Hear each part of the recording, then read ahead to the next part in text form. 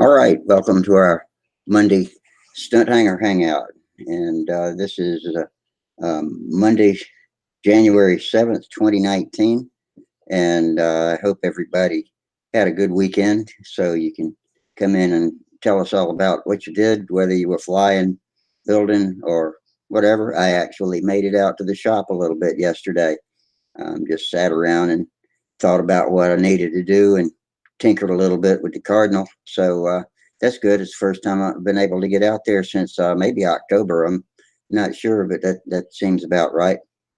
Anyway, the links are posted in the usual places. I'm Rusty, and I'll be hosting you until at least midnight, and depends on how the conversation's going. I have the Stunt Hanger, and Bob Bishop's already in it. I have the Stunt Hanger chat box open. Hey, Bob, glad to see you tonight. And so y'all can come in to YouTube and just use text, or you can join us if you go to the stunthanger.com control line forums to the thread called At the Bench. And I'm getting a text. I wonder who that's from. Maybe one of our faithful fans. I'll check. But anyway, we're here to hang out, and I appreciate all y'all's participation and contribution over on YouTube. And I'm getting my guys in here on the video to start watching y'all more. So we're getting better at being able to include your conversations more in a more timely manner in here. And for you guys over there, I appreciate you clicking the super chat and giving us some donations. We got a couple of them the other night, and that is a big help, and it keeps Sparky's equipment running and current, and then a little help for me too. So looks like y'all are all. So let's see, we got Tim Redelman, and I don't remember you being here before, Tim. Welcome, and nice to have you. And says you must be one of our listeners, because he says nice to hear you're getting around. And yeah, I'm still on the walker. I go and am hoping. I hope it's not just hopes and dreams that I'm going to be released from the walker on Thursday. Would be nice. That's when I go for my next post op. But we'll see. I'll do whatever they tell me. And see, yeah, Bob Bishop, you missed a couple of episodes. I noticed you weren't here on Friday night, and has it been longer than that? I didn't remember you'd been gone. But nice to have you back. And so we got 7 viewers out there now. I've got the NCAA National Championship football game going. So if you see me keep looking over there at the TV, that's because our in-state team, Clemson University, is playing Alabama in the national championship right now. I'm a Carolina Gamecock fan. That's my hometown team. But hey, it's from my state. So when our arch rival Clemson plays in the national championship, you can be damn sure I pull against them, even if the SEC does have Alabama. You know, it's conference loyalty too. I usually pull for the SEC when I'm not pulling for the Gamecocks, but Clemson's in the ACC. Makes it a lot easier for them to get to national championship. It seems like, but they're good enough to do it apparently. So they beat Alabama before. So I'll be keeping an eye on that tonight, and I'll try to make it not too much of a distraction. But we'll hang out here until somebody comes in the video. Jack Snavely. Hey, Jack, good to see you, and appreciate you being here.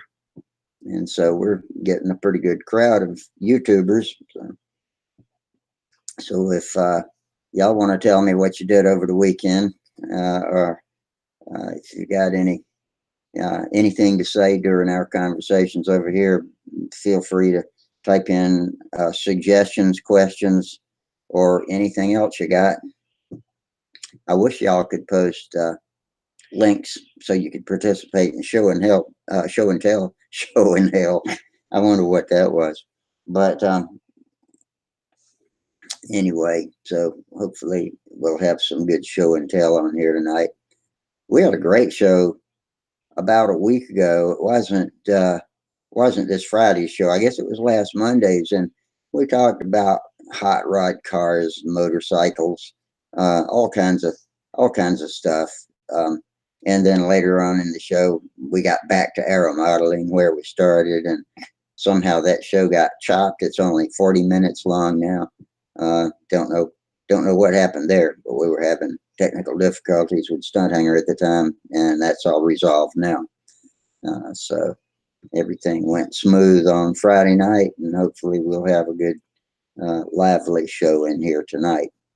And it is Clemson 28, Alabama 16, with 1:44 to go in the first half. And there's a flag out for something. That's only about the second flag of the game. It's been a good, clean game so far, clean and penalty wise. Now, Alabama's already thrown two interceptions, and looked like a ball rolling around on the ground a while ago. I don't know who recovered it because I was busy getting the show started up.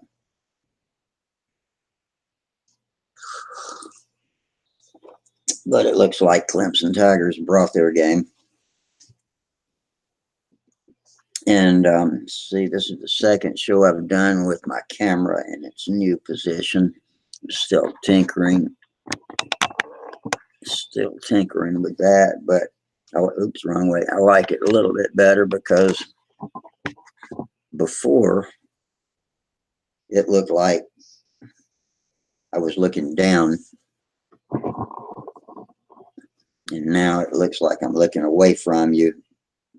I'm looking at the camera right now, and then when I look at your faces on the screen, I'm over like this. So that's not quite as bad. I didn't like looking like I was looking down all the time, because when I go to the keyboard, I'm always looking down at it.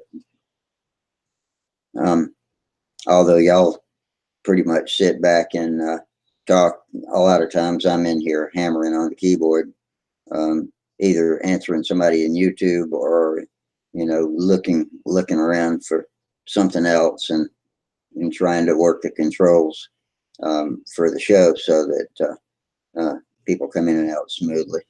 And who we got here? Let's see. We got a first visitor is Charles Carter, and let me let Charles in. Boom! There you are, Charles. How you doing tonight?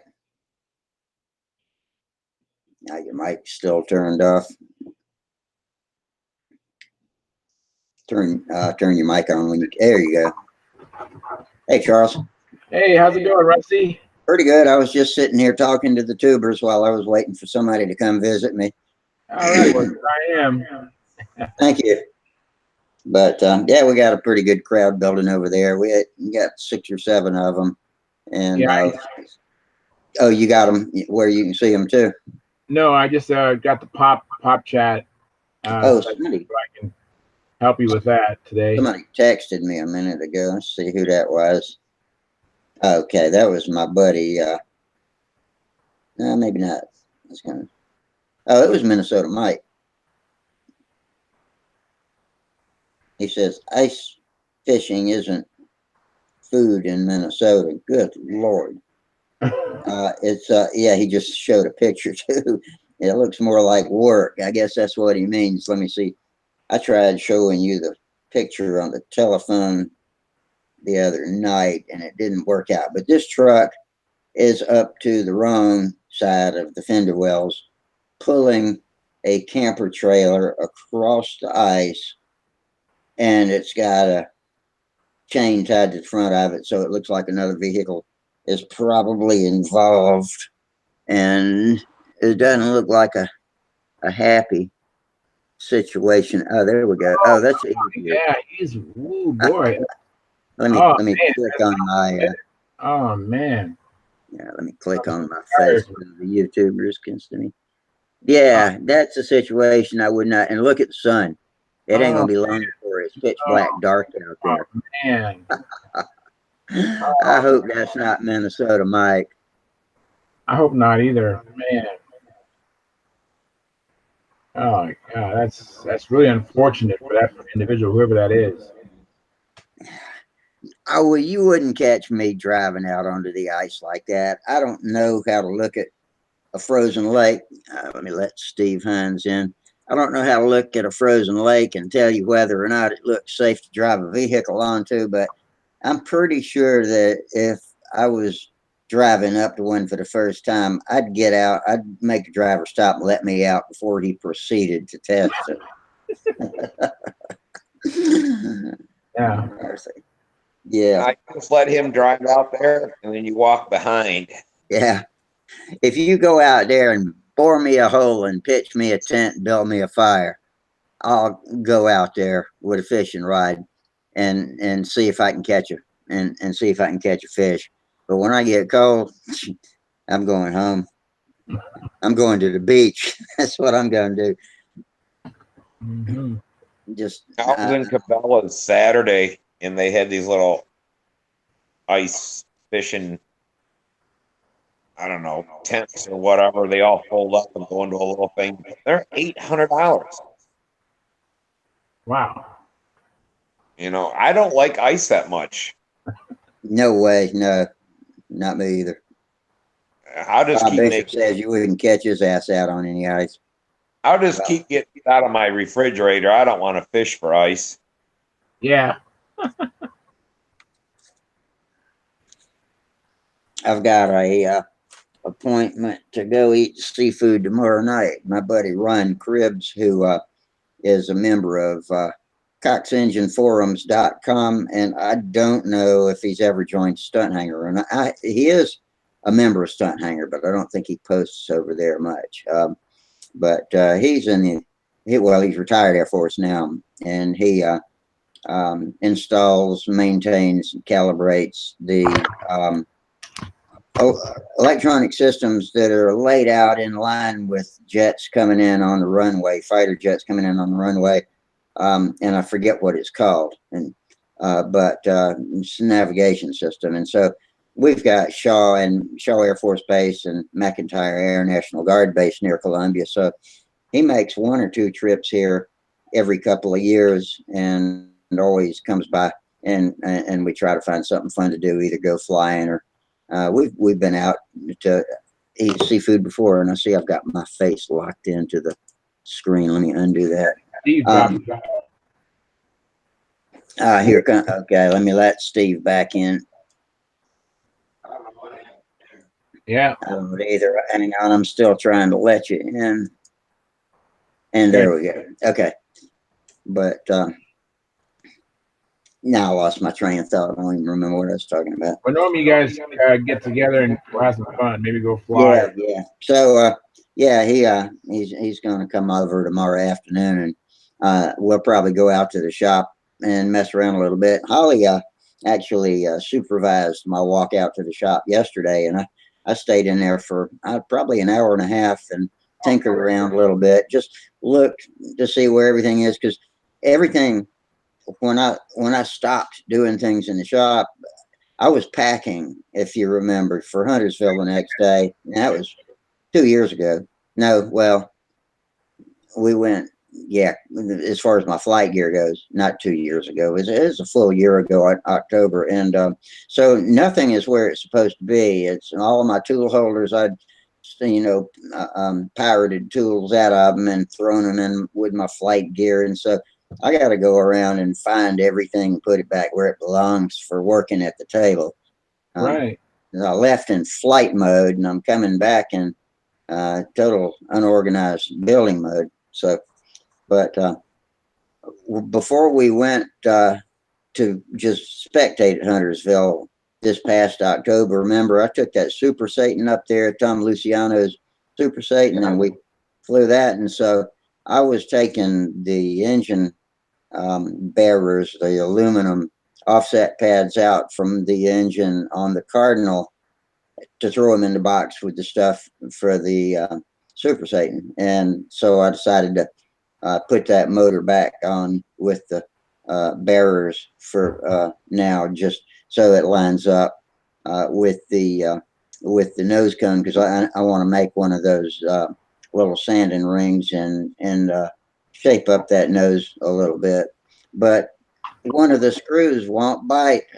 I ran one of the engine mounting screws and I can't get that son of a bitch to bite a thread for anything. And I'm wondering if I push that blind nut out. Of course, it's underneath the big, thick, round shaped nose cowl, and so I'm gonna need to think about this.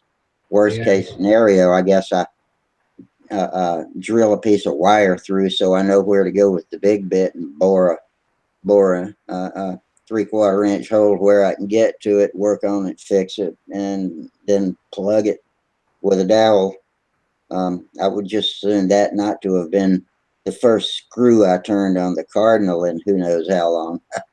But anyway, so I'll investigate that more, and me and Ron can look at that tomorrow when we go out to the shop and look around, just poke around, have some fun. It's dry as a bone out there, though. I was so worried with all the rain we've been getting that it was getting wet, but yeah, everything's in good shape, and there's dead cockroaches all over the floor. So my spider spray seems to be working because it kills cockroaches too.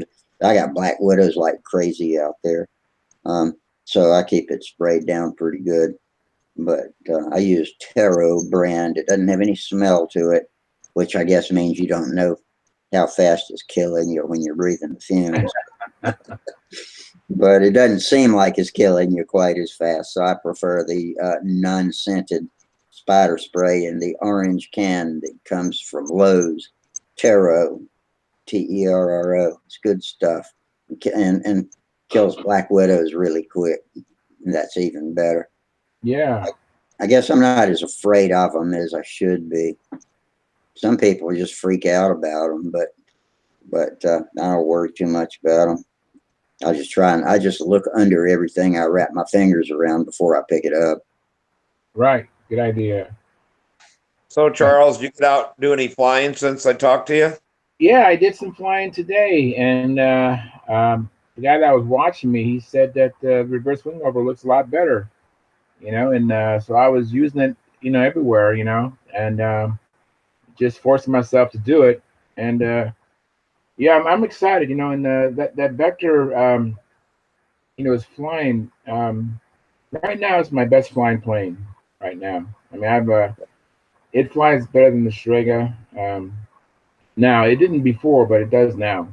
I've been, our last broadcast, I was on the canopy, right, and so I extended the push rod, and I just keep going a little bit further and further and further. It gets getting better and better and more equal as far as how it turns, inside versus outside turns. It's just getting better and better, and um, the LA-46, I ended up putting a smaller Venturi on there, so I get a little wider needle setting. I went down from 63 foot. I went down to 62 foot. I was flying a Zor 12.5 wooden prop. I like those Zor props. They're really nice. Are they wooden? Yeah, they're wooden. And then I went down to a Zor 12.4. That's why I shortened the lines a little bit. And I was flying at before when I had the 12.6 on 63 foot lines.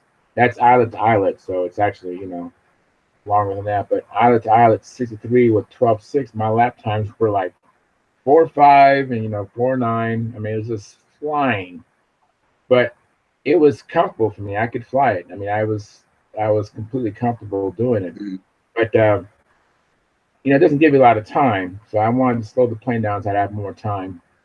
And so I put the 12.4 prop, and then the lines got light, and I thought I'd just shorten the lines from 63 feet eyelet to eyelet to 62 feet eyelet to eyelet, and that seemed pretty nice. It's is that what, like Sparky says, does that 1 foot work out to 1/10 of a second? I forgot what the number's supposed to be. That's what Sparky always says. I think it's something like that, or 0.2. I think for some reason I'm thinking 0.2. 2/10 of a second. Yeah, that's what I'm thinking, and it works out. I mean, it's I need to get, actually, the guy that I fly with, he was asking me what my lap times was, and I was like, I don't know. He goes, you should know what your lap times are. And I said, you know what, you're right. And so I started, carrying my stopwatch around my neck on a lanyard, so I time my planes. Yeah, a lot of people do that. Last time I tried to do that, I almost plowed the plane in, but that's been a long, long time ago. Rusty, you're right. This guy does it pretty well, but I'm a little bit uncomfortable doing it. I gotta, it's not just a stopwatch; it's one of those watches that does all kinds of stuff. So if it was a stopwatch, it'd be easier. Just plain old stopwatch. Yeah, that's what I want. Yeah, what I use is not a plain old stopwatch. Even what I have on my wrist, is not a plain old stopwatch, but it has a stopwatch feature. That's probably not as convenient to look up, turn your arm like that while you're flying either. Oh yeah, I don't use this one. I use this when I signal the judge. And that's another thing too. That was interesting. This guy is helped me a lot lately. He was watching me and he goes, Charles, you know what I'd do if I was you? He goes, you're not Dave Fitzgerald, and you're doing it kind of like how Dave Fitzgerald does. Because Dave Fitzgerald actually holds the watch and he signals at the same time to the judge. And he recommended that I get all set up, set my watch, and then signal the judge. That way, I actually will have a little bit of a buffer of a couple of seconds. Who knows? You might need that when you're having an overrun or what have you. Just to give you a couple, seconds so you can have a little bit more time. I'm trying to think back what my routine is, but yeah, pretty much. I get the plane primed and everything except I put the glow plug on, make sure I got a bump at the prop, and raise my hands and they click and we go. But and Wayne a lot of times, well, at contests he's judging, but in practice he always clicks at times my runs, and so I know pretty much what the plane does by the time I get to a contest. Yeah, I do the same thing. I actually will, I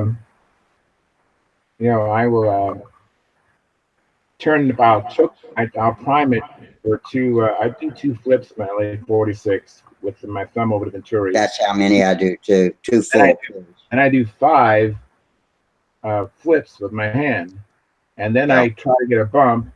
When I get a bump, then I would typically signal the judge, and then I go and flip it, and typically it would start on 1 flip. Yeah, that's identical to me. I prime it with 2 turns and then whip it about 5 times all the way through, and usually the last one I'll do backwards too. But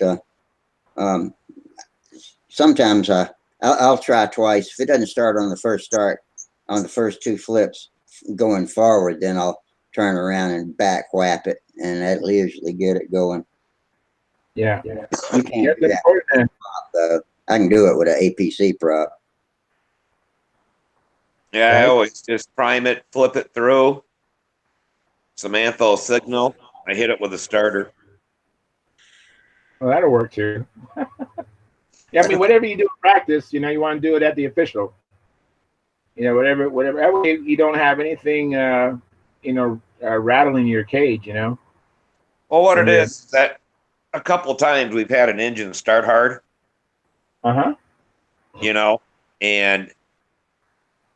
it gets her upset. If I'm flipping and it won't start, we're at the Nats. We made it in on the time, but she was all, oh my God, am I going to go over the time? And so I said, we ain't going to have that no more. It's starter starts every time. Yeah. If it's a little too wet when it cranks, I'll usually pinch the fuel line a little till it speeds up and then comes back down and settles, and I got a better idea of how it's running.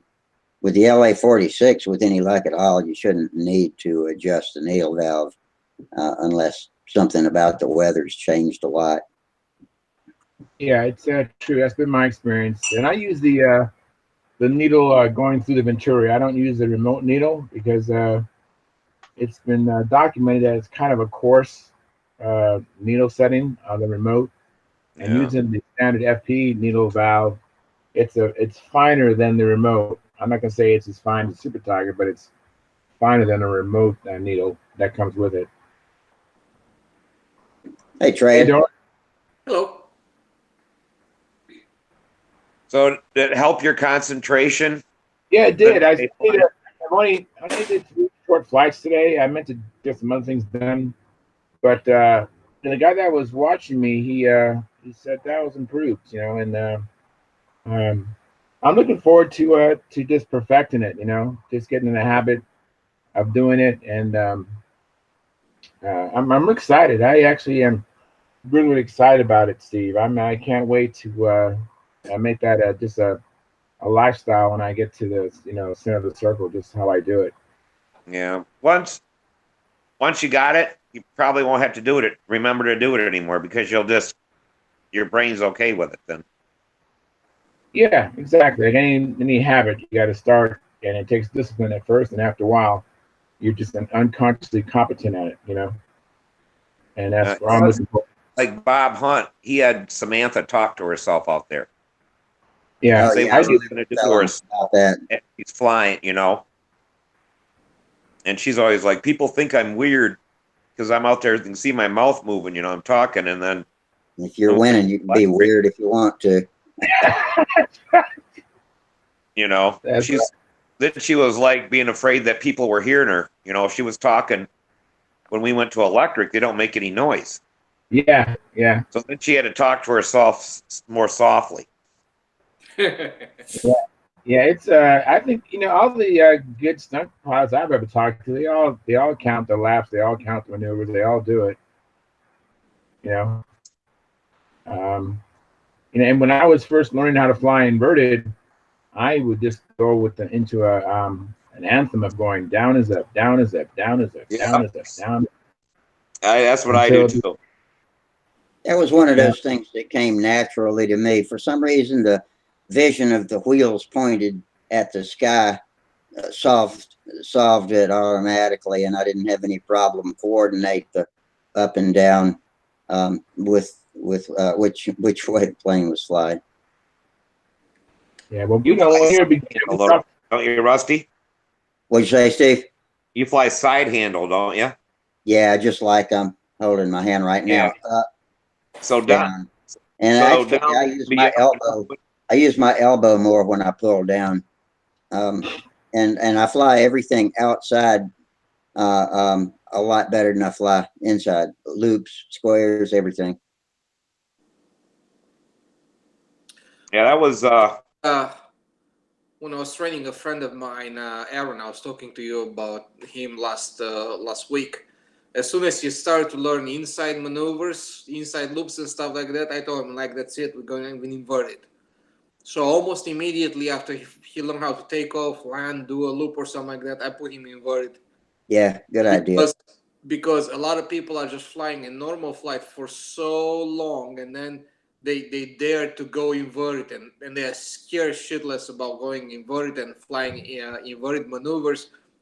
Then you see them in their flights. You may have nice inside rounds and outside rounds, looks like a little tiny donut on the top corner of a maneuver. You know what else too? Well, about flying inverted is you have to train your inner ear to balance and not get dizzy. When I'd been flying upright forever, and when I first started learning to do lap after lap inverted, I got dizzy just like I'd never flown before, and so it was a whole new learning experience, and it only took a few flights, and then a few excursions later out at the field, and I can fly upside down just as well as I can fly upright, and I always score really well on my inverted flight too. Yeah. I just launched your plane upside down. We were playing with platter planes one day. My little kitty cat plane. That round thing looks like a cat that's been squashed on the road, and Wayne launches that thing and lets go of it, and the first thing it does is it flutters and turns over. They'll do they'll eat their tail doing a loop if you pull full up, when it flipped over, I just leveled it out. And so after launch, I flew an inverted lap before I could comfortably turn it around again, because it was really hard to control. And it was kind of breezy and it was underpowered, so it was a handful. That was funny. Those planes generally look like planes that are hard to fly. Yeah.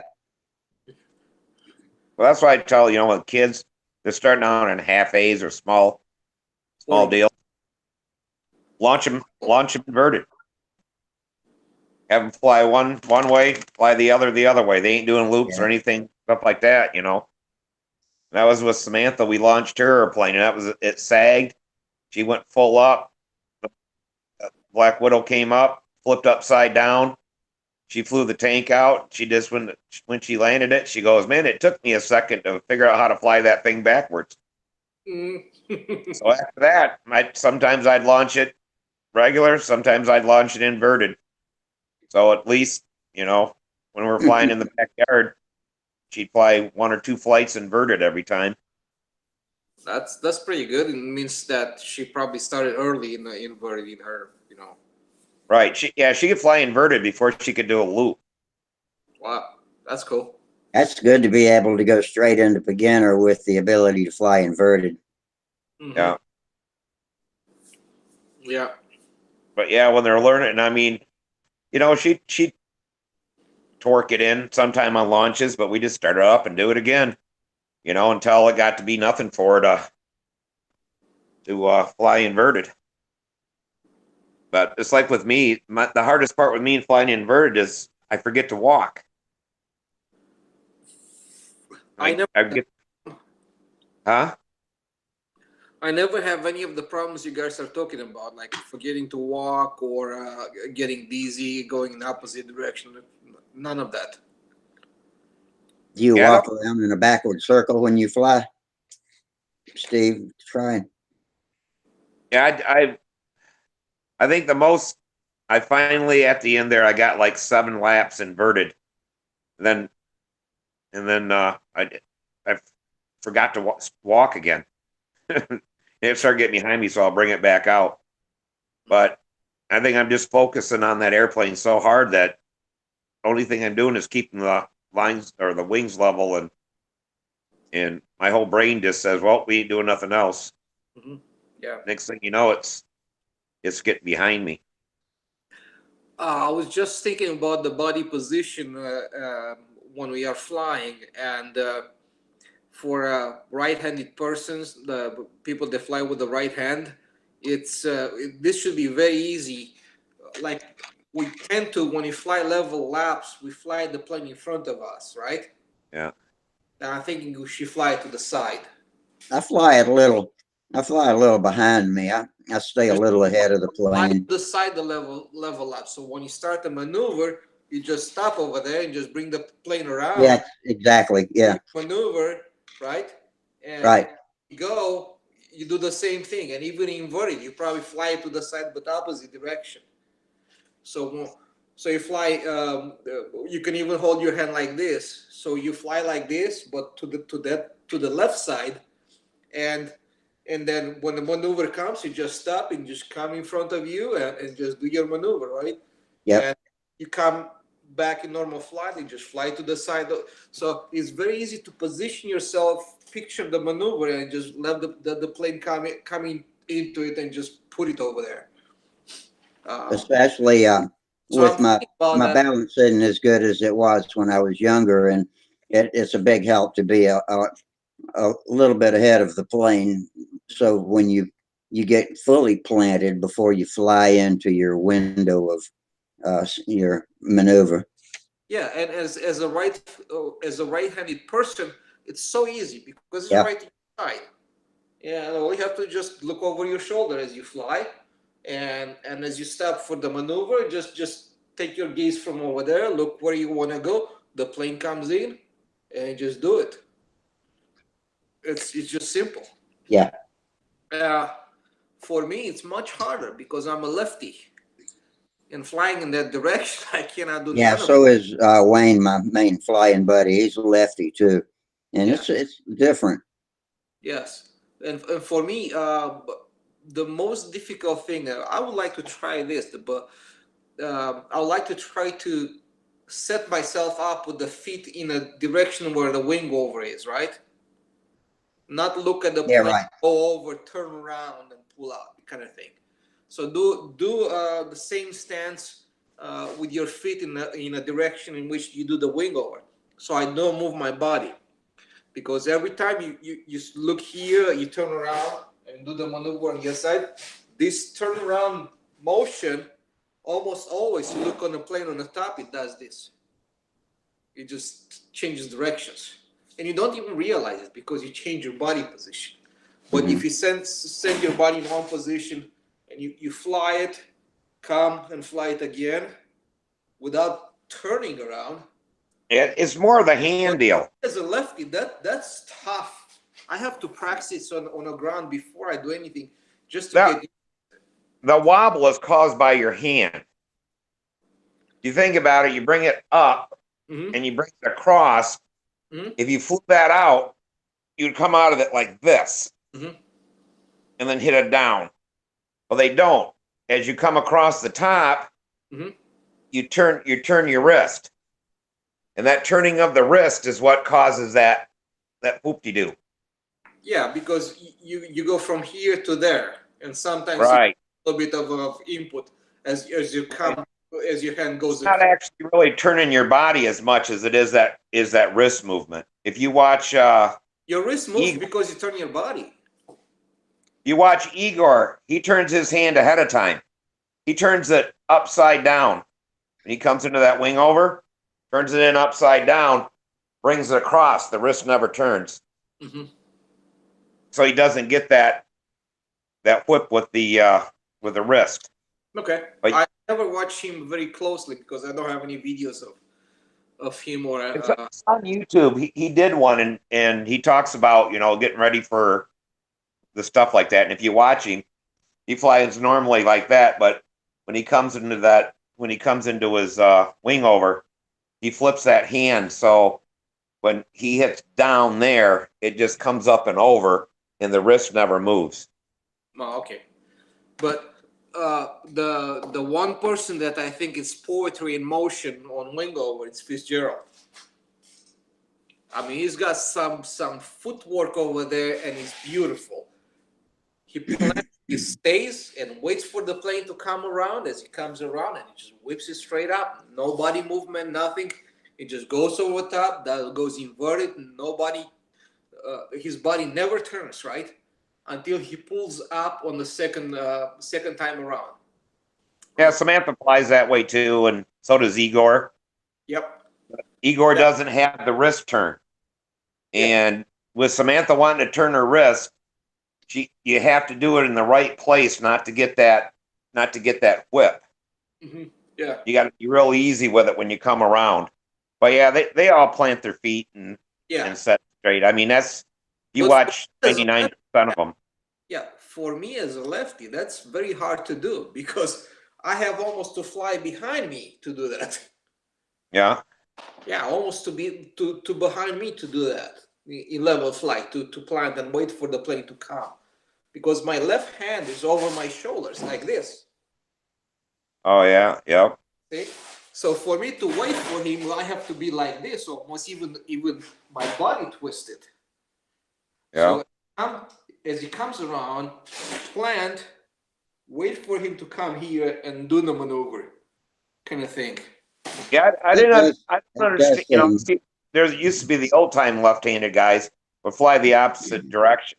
Yeah, but right now I've flown this way for so long, I think it would be almost crazy for me to change it. Yeah. Or to try to change it.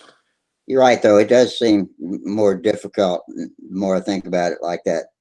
You're just so out of position. The pattern was set up in that direction for right-handed people. Yes. Yeah, left-handers have to deal with that from the time they're little. In kindergarten, all the scissors are for right-handed people and everything. The whole world. So a right-handed person, it's very easy to fly from the side in level laps. For me, I have to fly like this, over my shoulders over there. So I have to fly over my shoulder And I'll try this to see how it works out. You know, might work out, might not work out. But for sure, what I want to do is I would like to move my push rods a little bit out to get a little bit more flaps in it, because I don't think I have enough flaps in the plane right now. And after that, what else I want to try? I want to give a little bit more spacing on the handle. Or that's, you know, yeah, well, there, or maybe even push the attachment point in the flaps a little bit further to give it more, a little bit more throw, maybe. Have you been getting any handle time lately? I'm sorry? Have you been getting any flying time lately? No, it's been raining here almost Has every day. I guess, yeah, you got the same weather we do. So Yeah. pretty much. Yeah. Just yesterday was a beautiful day to go out and fly. But Yeah, it was. I even got outside some yesterday. That was good. yeah, Yeah, it's but beautiful day here today if you're a duck. Mhm. Yeah. Or a duck 32 butter. degrees and raining. Mm-hmm. Wow. Yeah. Yeah. Wind was Minnesota might blowing just at join about us. 30 to 40 miles an hour. It Uh-huh. was one hell of a day here. But all that stuff came up out of the south and hit us, and it's supposed to be freezing rain tomorrow Mm-hmm. again. So yeah, we'll see how the weather was. Mm-hmm. And we're forecast to have pretty clear weather all the rest of this week until the weekend, and that's too far out to accurately forecast anyway. So I'm not worried about the little forecast of rain. I'm trying to let you back in, Charles. Just a second, and I'll get you. I think it's just everybody is just being kicked out tonight, just for something to do with this. Looks like he's gone again. I got him. You there, Charles? Oh, there he is. Charles? Now he's froze up He's again. frozen. Sheep. I don't know what's up with that. Must be my ugly face. That must be it. It No, didn't when I start got when in you too, came in. you know, I was away and then bang, I was just gone. There he is again. Yeah, I'm clicking him in. To Charles or not to Charles? All right, there he goes again. He's You there, going Charles? faster than I can let him in. Yeah, There I you know go, it. Charles. Are you with I us think this time, up Charles? again. No, no, Charles, just to lock up. Maybe he's just playing peekaboo with us. Maybe. Let me momentarily turn my pirate controls off and see if that helps. Can you hear me, Charles? Oh, well. Yeah, he's gonna have to try to reboot in. I mean, it took me 3 times to even get into where you were at to allow me in, and then it punched me out, and then once I got back in the last time, then it's been okay. Yeah. I think Charles I think Charles has probably got some problem on his end. Yeah, there's something with the internet tonight. We'll get 5G one of these days, and then we won't have none of these problems. I'm still thinking about that project that I would like to take on and make a nice 40 size electric plane. Something really nice. What size is the Revolutions? Is it 60? Huh? What size is the Revolutions? It's a 70, more Oh, like 7. Is it? 70 or a 90 size. Yeah, it's 710 square inches. Yeah, I'd like to see you make one about 610, like David Fitzgerald flies. Uh-huh. Paul Walker's went down to it. It's Uh-huh. about a 50 size airplane, really. It's not a 60 size. It's not a 40. Mm-hmm. And they're coming in at 50 some ounces. Mm-hmm. That way, hell, the way you do it, you might be able to bring the damn thing in under 50 ounces, no problem. It's I already have it at 53 right now. Yeah. So And the Yeah, on that size should be like a no-brainer. Almost. right. You know, that's what Bob Hunt's doing. You know, they present well, Mm-hmm. but you know, they're not real big. Over in Europe, they're all around 610 to 630. Mm-hmm. You know, that was what Samantha's airplane was supposed to be there. Mm-hmm. Was 630, but I think it came out around 650. But um, you know, it's What doesn't make sense to me is that as planes get bigger, they're easier to fly just because they have better numbers. It's just matter yeah, of they do, but it seems that um, but if you get into windy, gusty conditions, mm-hmm. longer wingspans, they'll rock you more. Mm-hmm. There's a lot more wing, you know, the air to get under that wing and tip it in at you, Mm-hmm. tip it away from you. Mm-hmm. You know, you got a lot more leverage. It doesn't take as much, um, you know, turbulent weather to screw the airplane up. Yeah.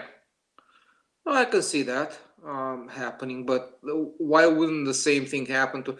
Yeah, I can see that on the smaller planes, but then you hurt yourself everywhere else and everything else. Does that make sense? I think if it's light enough, it overcomes that because they're getting them so light now that you can drop the wing area and you know, make it to where it still flies a corner well and all that kind of stuff. The wing loading is still the same. Yeah, but it is like exactly my point, because if the wing loading remains the same, then because the Reynolds numbers is just simply like they fly in thinner air, and that's not Hey, something Mike. for any plane. Mike Linsky just joined us. Hey, Mike. How's it going tonight, Mike? What's up, fellas? I caught a You little know, bit. that's like Wendy. He made the sweeper. You know, he went on bigger and bigger. Huh? You know, they'd fly better. But I was talking to Rich Jacobone, Mm-hmm. and he said they got too big. Everything it would seem like it would fly better, but Mm-hmm. for control line it wasn't. You had to go with bigger lines. You had bigger drag on the lines. You had more line whip. Uh-huh. Did You it know, look That stuff like sweeper's that. huge. right or something like that? That sweeper's huge. Bob Zambelli's got one hanging in his shop, or that might be the one that's at Triple Tree now. But God, it's just dwarfs everything around it. Yeah, you know, but you know, it's like with Samantha when we were flying that Vector and stuff, flying it on 60-foot lines compared to these bigger planes out there on. We went up to 65s. Well, when you get wind and stuff rocks the plane, you got all that inertia in them lying around, and you know, I think if you could fly in 58s or whatever and get it in, you the airplane would fly better. You wouldn't Uh, have all the outside forces yeah, moving but it around. Steve, I think what makes them rock like that is because you have too much lift on the wingtips. And because you have too much lift on the wingtips, any unbalance is going to upset those planes. Um, if you look at the Sharks, for example, they don't do much of that at all Yeah. in turbulent conditions or anything else, but that's because they have less lift on the wingtips. Hey, Mike, what you got going on there tonight? Well, I'm putting a patch on a ringmaster. Got a couple of holes poked in, silk and dope wing, and I'm working on this Sterling Mustang too. I'll show you that later on. Oh, great. But I caught a little bit of the conversation on the left-handed flying. I'm a lefty too. So a lot of that stuff you were saying was hitting home with me. Nothing really bothers me. I do what you were talking about. My body leading the airplane and flying. Mm-hmm. No, no, he's having problems. Mike's locking up. Was I breaking up? Yeah, Yeah. you froze for a minute.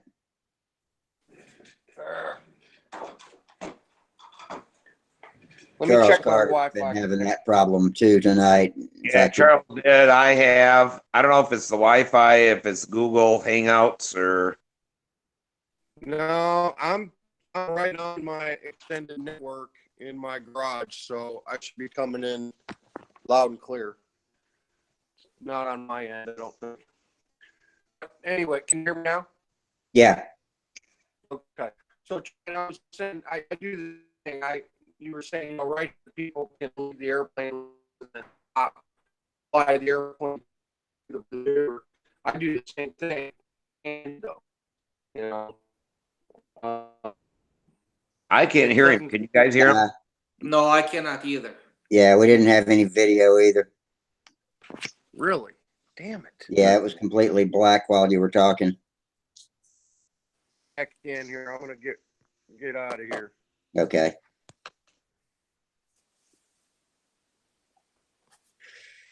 I hope this clears up as the night goes on. So, Steve, what I was saying is that usually our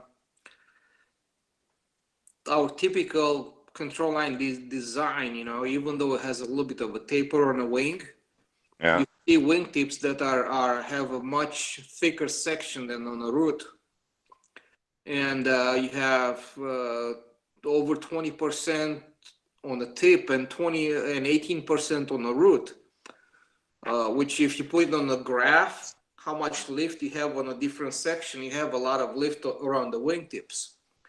And that makes for a very interesting flying characteristics, especially like what you're saying. It's a little bit of turbulence. You have this excess lift around the wingtips anyways to begin with, and any little bit of imbalance over there is going to make your plane rock quite a bit. And perhaps you even notice it at the worlds, people that fly sharks, even if they fly them in turbulent conditions, they're pretty stable. They don't rock that much. So the question is why? And the shark, even though it has worst case scenario the same airfoil all the way through to the tip, but still has an elliptical shape to it, which gives it an elliptical lift distribution on the wing, and which means you have a lot less lift around the wingtips, and they are but they behave very nice in turbulent air. It's simple like that. So I think it's just a matter of wing design, not Yeah. the plane. It's But true because the it gets, plane, if the plane is what, smaller, has less target for the wing to hit. So well, you can think like that too. all right, and it's like, I don't know. I think that, David Fitzgerald and Igor and all these guys, they're all coming up with about the same square inches. They're all world champions and stuff like this. So, Sure. there may be another way to do it, and like the way you're doing it, but most of the guys can't do that. So Okay. Yeah. they do it a different way. Mm-hmm.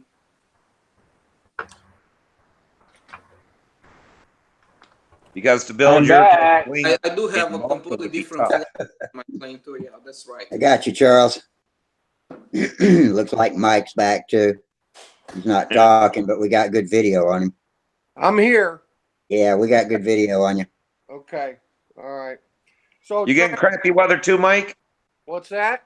You been getting crappy weather too?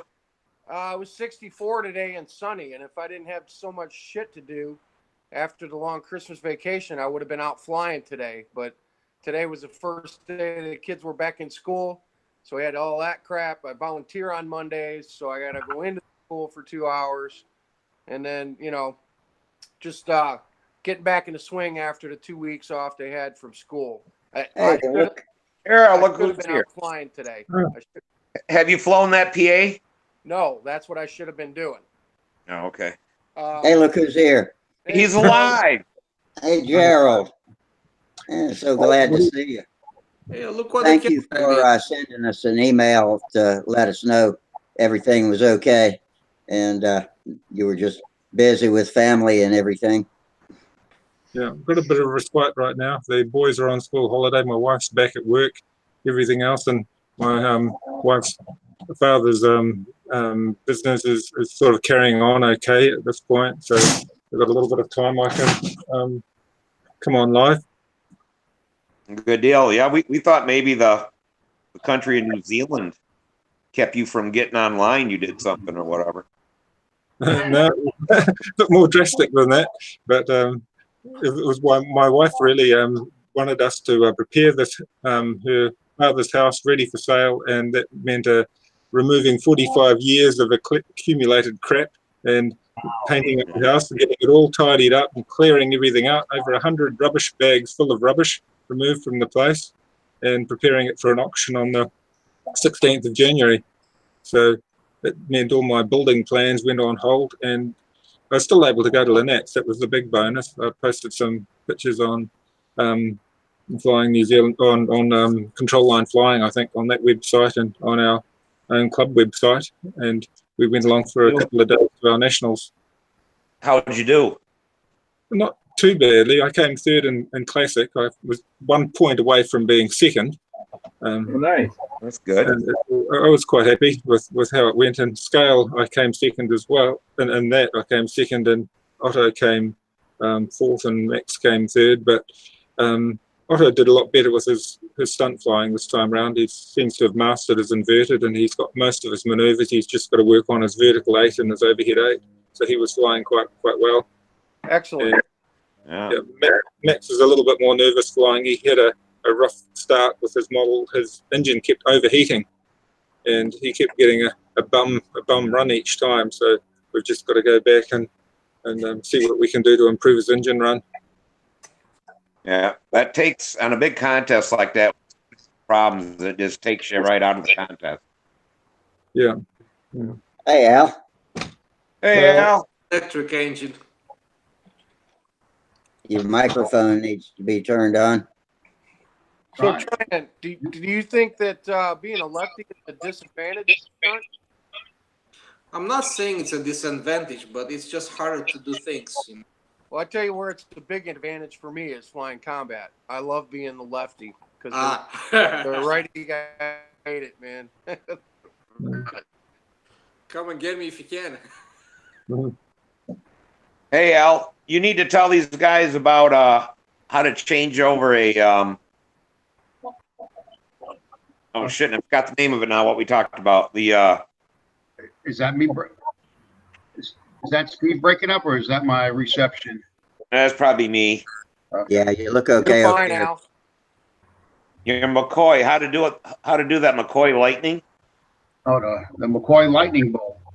Yeah, that was interesting what you were telling me on that. Yeah, I discovered the McCoy Redhead Lightning Bolt. I discovered a couple of years ago that it has a fenced liner on it, like a ringed liner, but it's still a lap piston fit. So, and none of them, they're all, the ones I had was all worn out. So I just went on McCoy's website and saw that they had a piston and a ring for sale for the Series 21, the tester's engine. So I just bought it and just tried it. I took a brake hone and put a light hone on the liner and fit up the Series 21 piston and liner. I also, the wrist pin was on the old on the Lightning Bolt was a little bit thicker, so about 3 thousandths too big. So I had to drill the hole in the piston 3 thousandths bigger, which wasn't a problem because it's aluminum and the bosses are really big in there. And put it together, and it runs like a dream. So, great. So I did the first one, and I actually have it on a Hornet, run it under bladder pressure, and flying it in the Vintage Combat Festival, and it's buzzing along at 95 miles an hour on 10% fuel, with a Tornado 88 prop, and guys were like raving about how cool it looks and how great it runs.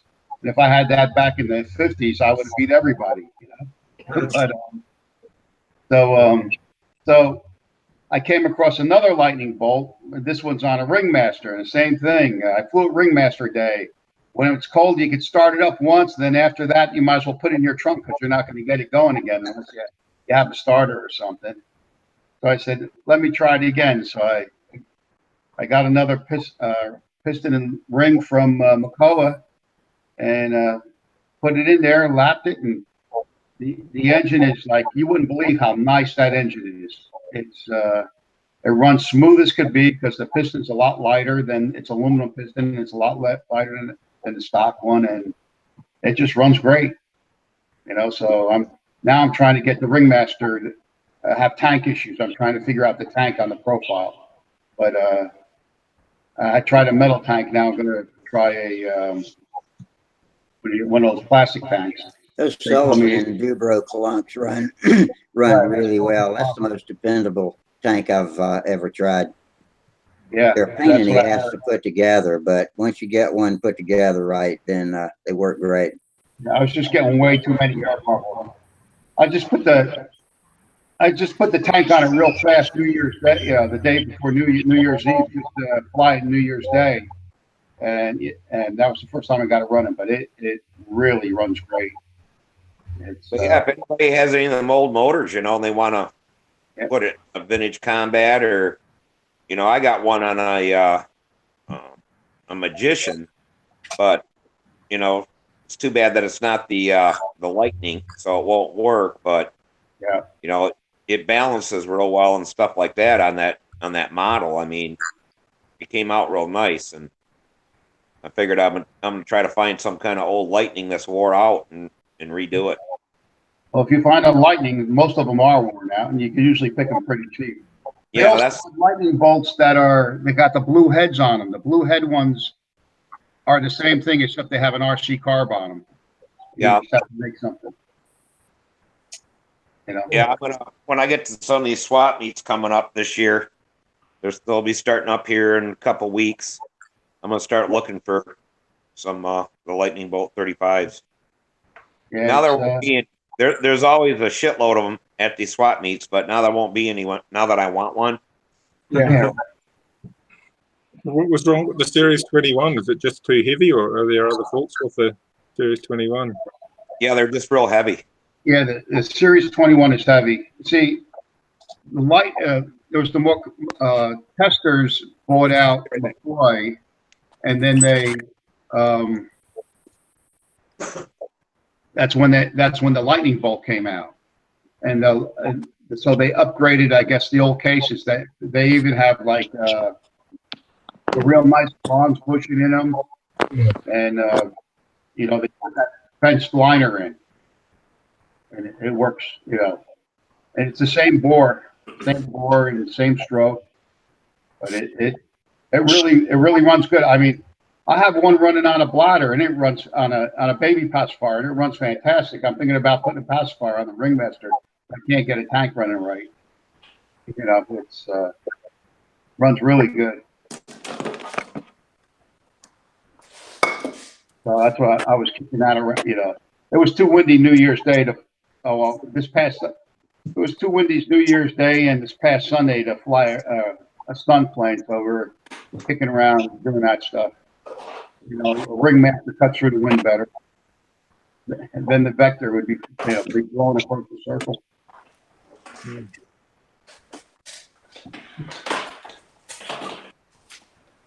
I see you had a nice turnout, Gerald. I saw your Facebook photos.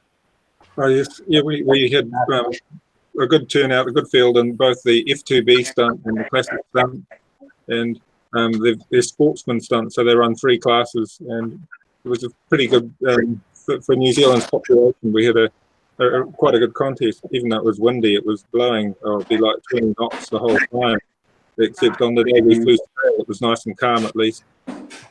But the boys were flying their Ringmasters that they built for the Ringmaster-a-thon, and I've just got to rework the muffler. I think the throwback stub mufflers, the little stack mufflers that they sell, are just a little bit too restrictive, and they were getting hot. The weather was hot, and theirs were running a lot hotter than my 45. I had the 45 on a Ringmaster, and the previous week mine was running hot too, so I drilled extra holes in the exhaust, and that cured it. It was running quite nicely.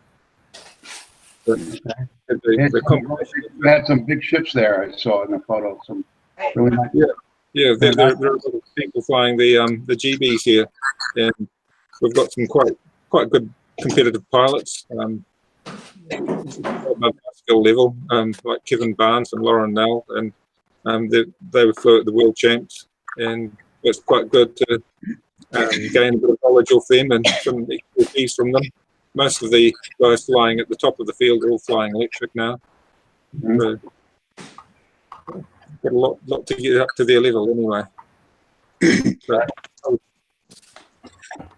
Hey, Gerald, we've got a guy from New Zealand on my other forum, Cox Engines Forum. And he says he's from Palmerston North, New Zealand. Is it anywhere near you? Quite a way off. It would be about half a day's drive from where we are. Yeah, I thought you had said you were in the south. So his name's Dave, and I'd have to search to find his last name. I forgot it, but I'll invite him and tell him we've got a fellow New Zealander in our Hangouts and see if he wants to join us. Oh, sounds good. Hey, Rusty, you better go get your 36X and keep it polished up real nice. I was just playing with it yesterday. I got out to the shop for the first time just about since Huntersville, and it's sitting on the table where I put everything after we got home. And yeah, I picked it up and flipped it around and dropped a little oil in it, so it's in good shape. Yeah, a 36X BB. It was brand new in the box. Just went on for $225 plus shipping. Oh, wow. Very pricey. Now, Al, is that the same motor that I have that I was telling you that I got with the? Yeah, well, that's. I think you said yours is a needle bearing. It's the same engine except you have a needle bearing in the back instead of the ball bearing. Oh, okay. Yeah, mine's a needle bearing. Right, yours is a needle bearing too. They run this. They run about the same. You can, it's really not much difference. Oh, okay. I mean, it's all in a piston fitting and compression. I mean, on eBay, Al? What's that? About the 36X that just went off on eBay for $200. At $225, yeah. Is that what you got in front of the camera, Gerald? Watching it. No. This is the sport model. This is the cheap one. They often go for a third of that money. Right. Yeah. Yeah. The sport one or slow combat one, and they're great. And me and my boys have enjoyed using them. They're quite a nice running motor. We've had a lot of fun out of them, and they picked up very cheaply. I mean, I put the Gardner, the 36X piston and liner in a Fox 35 Stunt, and I'm running it in Fox speed, and it's actual in air time. I got on 10% fuel, it's 120 miles an hour with a Fox 35 Stunt. Pretty Stock case. The case is all stock, and I'm not running a spray bar. I'm just running an open hole. Like one of those A&B needles going across the front. Yeah, it just goes in and dumps right out the end of the needle. Is that how it is? Yeah, it's just the needle going into an orifice. So, yeah, to get the air going through it. And then, of course, I retimed the tank and the crank and everything. But it's, they'll go, if you get the compression and the timing right, it'll run, it'll run. Yeah, that's no matter what he took that 36X Fox piston and liner that I took out of there when I put the Gardner in, and somehow he put a redhead Fox with a redhead on it. Use that crank because it has a bigger hole in it or something in that Fox 35 speed thing. Man, that thing would haul butt. Yeah, we're having a lot of fun with that Fox 35 speed stuff. I think, you know, Who is that? Henry Up Nelson. in front of the camera. Oh, that's Ryan's Revolution. Well, guys, I gotta get because of the weather here. I'll probably be really busy in the morning, and call me early, so everything's gonna freeze up, and everybody's gonna need heat. Yeah. And then I'll be done with that. And then Sounds like a fun day, Steve. take place, and then all the body shop guys will be busy. Yeah. Actually, rain's the biggest generator for work for me. Yeah. Rain. Rain. We had freezing rain today, and they're calling for freezing rain tomorrow. So Yeah, that's so nasty. Here.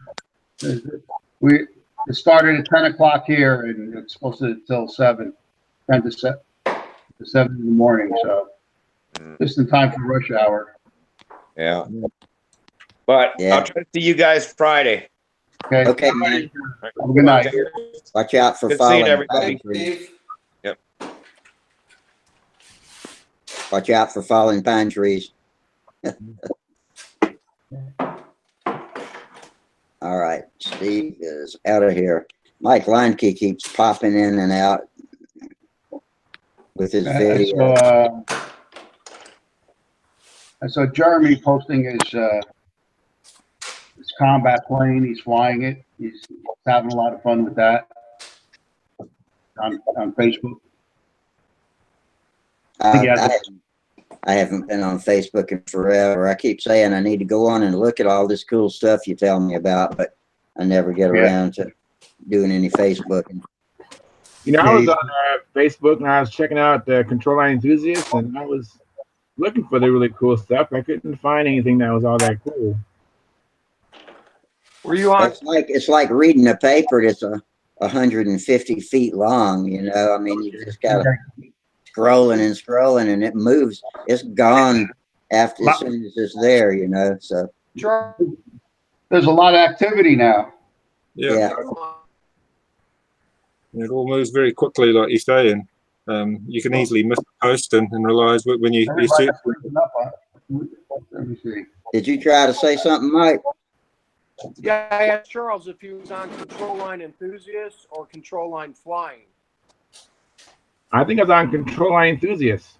That's the wrong one. That's the wrong one? Control Line Flying is the one all the Stunthangar guys are on. Okay. Yeah, that's the one Jamie manages. Yeah, Control Line Flying is the one you want. All right. Yeah. Thank you very much. I was going to say, Mike, he was saying we were boring, right? Yeah. What? He just gave us an insult. Yeah, I throw some shit on there every once in a while, you know, just fun. So. Control Line Flying. Okay. Yeah. Yeah, Control Line Flying. So I got this was, we picked this up at Broad Axle for, this guy sold it to Samuel for $10. Sterling. Wow. F-51. It was all built. I don't know why he put all them freaking lightning holes in there. I wish I know. I'd almost rather it was just heavy, rather than trying to cover that, you know. And I feel like I couldn't plug it because he didn't use a hole saw. He like carved those holes with an X-Acto knife. Yeah. Oh, so they're not even a standard size. That kind of sucks. No, they're not. And I don't think he saved any weight by taking those out, really. I mean, it's negligible. But it was a $10 airplane, and I got a brand new KMB 28 sitting in the box in there for it. So I'm just going to do a quick and dirty dope and silk on it. Not going to get crazy with the finish or anything like that. I got him some Air Force decals to put on it, you know, or whatever. Air Core, whatever they called it back then. But just going to do it in silver dope, white cockpit, and then put the stars and bars on the wings for them and call it good. I don't have any illusions about it being a great stunner because it's pretty heavy already. Yeah. I don't know. And it looks like the guy maybe traced some parts to build this thing. I don't think this was all completely from a kit, because some of the stuff was definitely not kit issued, you know. Right. So I don't think he used the lightest wood in it. But for $10 and you know, the open silk span that I have in the shop and an engine I have in the box, it'll be another plane for. Yeah, hey, it's worth a try.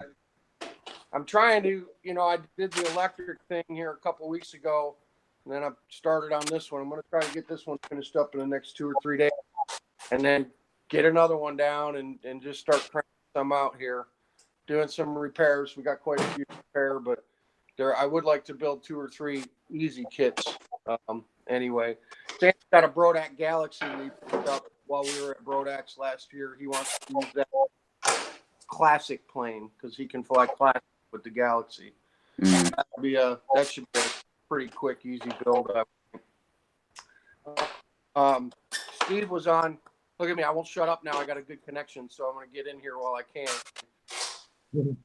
Steve was asking about the PA-65, the stunt ship. I've not had a chance to fly it, but the 65 is ready to go. I ran the engine last week, ran some fuel through it, got everything hooked up in it. It's ready to go, just waiting on weather. And soon as I like I said, I should have been flying today. It was 64 and beautiful, but I had too many other commitments going on. So maybe by the end of the week and get some flights on that.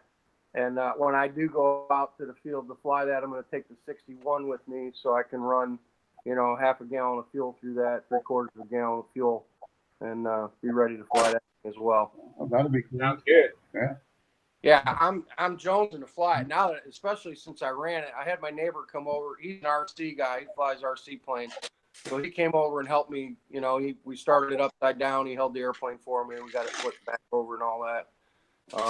I never started no PA before, you know, no pipe tip, and certainly never started any upside down. Be really careful with that flipping that thing over. You know. I said, be real careful flipping that stunt plane over. You start it inverted and flipping them over. Try to learn how to start it upright. Yeah. Another problem is if you don't always have the same person helping you when you flip it too. I mean, you're swinging a big blade, aren't you? What do you got on that thing? Well, I was running the 3-blade 13-4 on there. Yeah. But no, I understand what you're saying. We practiced it like 4 times because he looked at it and you know, the biggest thing he's flown on an RC plane is a 40. And he goes, "What size is that?" I said, "It's a 65." And he was like, "Holy shit, that's a beast." Are we going to practice flipping this thing over? I was like, "Yes, we are. We're going to go through our hand holds and you know, we did it like 4 times, sure. And but yeah, it started like second flip, man, just bumping it backwards. She fired right up, man. Yeah. I was real impressed. I've been, you know, like if I don't have the right person with me, you won't know, fly like it. if I can't get it, I start it up, shut it off, and refuel, you know, and flip it over, and then it'll start upright. Right. You know. Well, do you have experience with the PAs, Al? Not really. Just helping a couple guys out, and I got a 46 VF on a pipe. So if you start them upright, can you start them upright? I mean, everybody I see is always flipping them upside down. What's the deal? I mean, you know, as long as you don't over choke it and hydraulic it, you know. Right. You know, it's just. If you do hydro-lock one, there's a good trick for getting the fuel back out of the piston. If you just flip it back over so the cylinder is pointing up and then rock it to compression, but not through, and then rock it back to compression a couple of times, it'll push all that stuff back down the bypasses, and then you can, you know, kind of shake it out the Venturi and start over again. I mean, a lot of times we just take the plug out and that's, you know, safer. Yeah, take the plug out, you know, burn the fuel off the plug, put it back in. I noticed, like when you thumb choke it once and then you flip it a few times, hook up the battery and do it's a PA. It's like it's like a Nelson. You bring it up to compression, whack, whack it backwards. Bounce it off compression. Yeah. Yeah. No, I don't think a lot I of didn't guys. hit it that hard. No, but I mean, I don't think a lot of the guys that run them do that flipping over stuff. That's only when they're in trouble. Yeah. And then some guys put a starter on them too. The more angles they get. If you put a starter, make sure it doesn't have fuel. Make sure you can flip it, through before you put a starter on it. If you do that. I'm never going to put a starter on one of Randy's engines, man. If he heard I was doing that, he'd never sell me another part again, man. Well, people do it, but I'm just saying, if you got to make sure it's, you don't, it's not going to hydraulic on you. Sure, yeah. But it'll start just like you start your Nelson. Bring it up to compression and, bang it backwards, bang it down, and, bounce it off compression. You just got to learn the technique, like pull choke it once with your thumb and fill it up. And when you do fuel the plane, make sure the port, you're not going to flood it anyway because the fuel will go out the Venturi. Mm-hmm. So you're not going to flood. The only way you're going to flood it is if you're thumb choking it too much. So right. Just one thumb choke and then flip it through like maybe about 4 or 5 times. Put the blow driver on there, bring it up to compression, and hit it backwards. Yeah, I mean, I'm familiar with all that. I just need to learn the exact. Right. I would like to start right though, instead of flip it over every time. So I'm going to get with Derek Berry here. I had talked about driving down to Georgia flying with him early this spring, before actual flying season. So he'll get me straightened out and everything. I mean, you're not dealing with an 8-inch prop. You got that. The 13-inch blades are. I seen a guy got whacked by one of those things. Years ago. Oh man, it was ugly. It was really ugly. I'm sure. It was at one of our contests, and it was before I was even flying stunt. I was just helping out. We had so many competitors. I was pull testing of the planes and getting the next guy on deck because we had like 30 guys. It was like 12 years ago flying stunt, and one guy got did the routine, and on the flip over, he got caught with a carbon fiber prop. It's like, he came back with his whole hand all stitched up, like he had a mitten on. Yeah. Well, good. Hey, Terry Forbes says, Happy New Year. Never flip a started ship. Al is correct. Yeah. Never flip a started ship. Yeah. Never flip a started ship. Well, somebody better go tell all those experts in world championships at Monday that. Yeah. I mean, Charles will tell you he got a guy right there. He flies an 81. Yeah. Well, how they ever have to flip that over? Fortunately, it starts every time. And whenever I have had to have a plane flip over, like Mike Lonke and that guy practice, I communicate and I'm use like signals. Like I'll nod after I have everything. I'll nod, let them know I have the plane, then I flip it. Yeah. I would be more inclined to learn to start it upright and just do that. That's kind of what my gut is telling me to do. But I started it inverted because that's what I see all the other guys doing. Yeah, and don't do it with your son. No, Al. Don't even attempt it.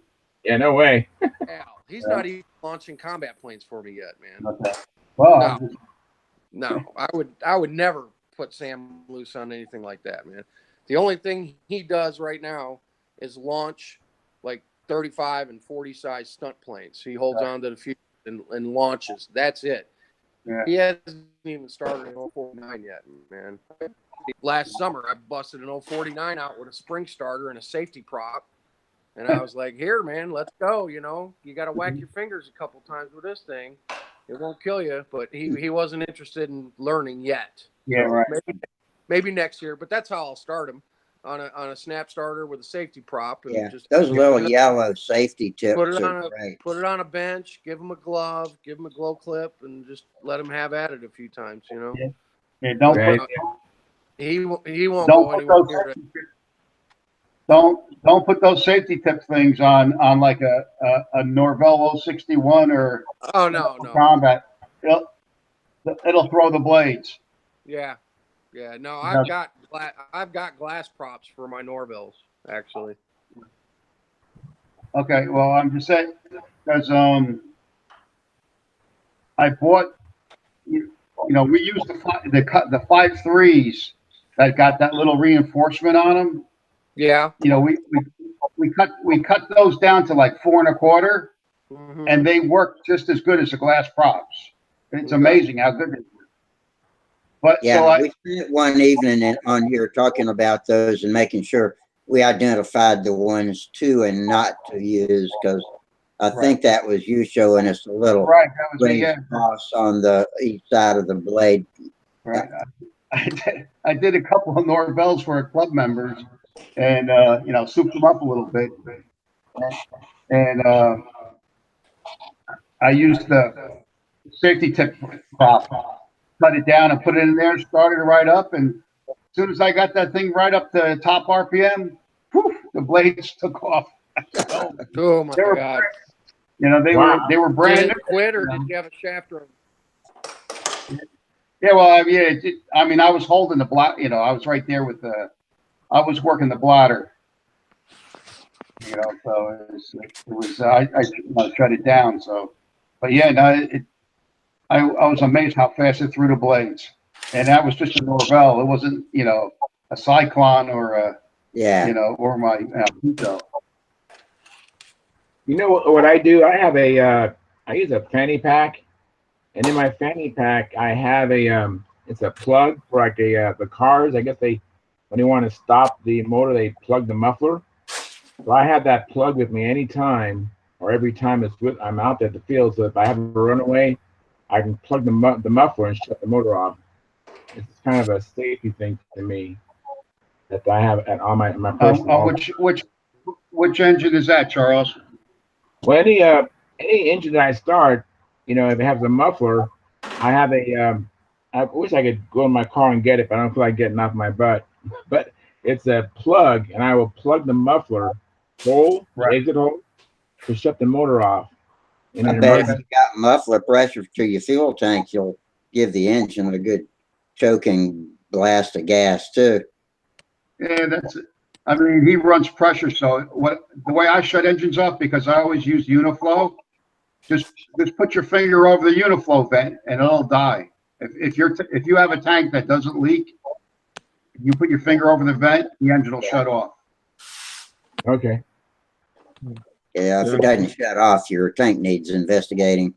In fact, that's the one way I test my Cox engines, with the integral fuel tanks, which I try not to mess with. Those things are a pain in the ass, but that'll tell you if one's got air leaks, and they are really prone to air leaks too. Right. Yeah, right. Rusty's right. That's it. If you put your finger over the vent and it keeps on running, you got problems with your tank, your fuel system. I normally take a leather gauntlet with me, and with a small motor, you can often put your hand on the spinner and slow it down. But normally, I just point the nose down and cover the pickup, and it'll normally stop after a few seconds. I mean, when we raced half-A planes, they would start backwards a lot and all that stuff. I mean, you're not supposed to do it, but I used to keep a little piece of heater hose, and then I'd stick that on the spinner, because when we're racing, anything goes, you're under time. So yeah, it starts up and right away it's blowing out. You have the heater hose there, just push it on there and start it again. I used to do another thing you're not supposed to do, is just keep a rag handy and chuck it into the prop. Oh yeah, guys do that too. Yeah. Yeah, it don't hurt anything. I never hurt an engine that I could ever Yeah. tell by chucking a towel in the prop. Yeah, we used to do that when the combat plane, when they were over lean, when they missed the needle and it's going around sagging. And then the guy with a rag, you know, keeps on throwing it at the plane. It used to say that in the Cox manual, it'd say throw a rag in the prop if it's running backwards. But I've broken props, and I think we had one case where we broke a shaft, just a little 440 shaft, throwing something big at it. But yeah, some of them are a bit delicate like that when they've got the long spinner on them. I've been known to jam the nose into the ground if it was a real emergency and I didn't want to overspin the engine, overspeed the engine. Yeah. It broke the prop, but it kept the engine in one piece. Yeah. Hey, Rusty, do you see they're talking about making a half-a combat with, oh yeah, you don't go on Facebook. But I thought I was thinking of you, that'd be right up your alley with reed engines. You use a reed engine. Yeah, I've got a couple of little, they're called combats. They might be spelled with a K, and they came from Black Hawk. And I put reed engines on them with a, first I used a balloon bladder, and then I put pressure bladders on them. And those reed engines, people don't believe me, but they'll run great with a small surgical tube and pressure bladder. Yeah, they're saying that's what they're saying. They run them under a pressure bladder. Yeah, they hook them up to the, you know, the ones without the tank. Or you could, right.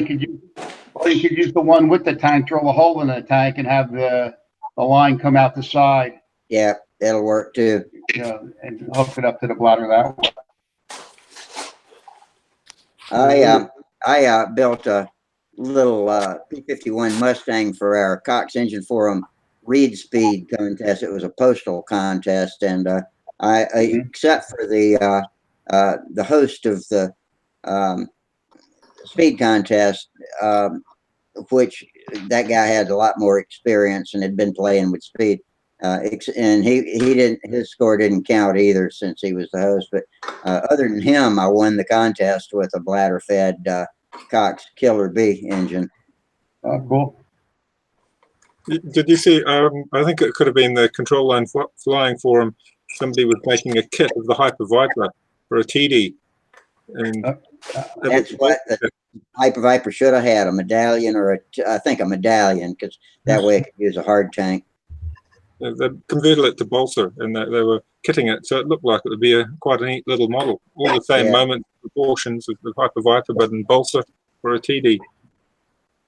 I love the look of that Hyper Viper. That's a great looking plane. It looks like full thoroughbred stunter. You know, I'm having a lot of receiving problems tonight. The Hyper Viper guy is charging $80 for one that's built and $60 for a kit. And he's making them, you're right, Gerald, for the TD or the Norville 061. And it'll have a metal tank in it. It's an all balsa version of it. They're pretty cool. Something you need to try. I got a brand new custom Craftsman's 049 Reedy in the package. I never ran it, you know, just I don't know why I'm keeping it. I modify my own, you know, other ones that run real good, but it's and I have some of his parts on. But are you familiar with it? His stuff, Rusty? What's his name? Do you know what his name is? I forget his name. No, it doesn't sound familiar though. I hadn't seen it. Oh, you never heard of Custom Craftsman? Oh, Custom, yeah, Dale Kern. Yeah. Yeah, I am. I have one of his engines, you know, in the package, brand new. I've got a lot of his. I don't have a lot, but I got those needle valves on all of my TDs. Those things are great. Yeah. I was saying the other night, you can distinguish them. Well, of course, looking at the threads, you can tell it's 128 threads per inch, but they're square cornered instead of the round cornered brass, Right. like comes on stock on the Cox. Jack Snavely asks, how about the case Cox engines? I seem to get lots of RPM from them, and they are easy to use engines. Oh, let me let Dennis in, then I'll talk to that. Where's Dennis? Oh, there you are. Oh, yeah, that's right. You came right in automatically. Hey, Dennis. Good evening, everyone. Good evening, Dennis. Wow, coming right along. Yeah, it's getting there. All the parts are built. Just got to put it together now. Very nice looking. Now, let's see, what were we talking about a second ago, Al? Something about the About- TV now, the custom craftsman. With the reed engines. Yeah, yeah. I usually there used to be enough Cox engines that still had the old fine thread needle valve in them that you could just yank them out of the old, what we call the postage stamp back plates, and put them in. But nowadays, if you go to texastimers.com, and he's got the bar type spray bars, you can make an external or one you insert through a Venturi or something like that. They use an external. Yeah, I've never done it, but you can. I've used those to press into the Cox back plates instead of the wide thread, instead of the wide thread valve.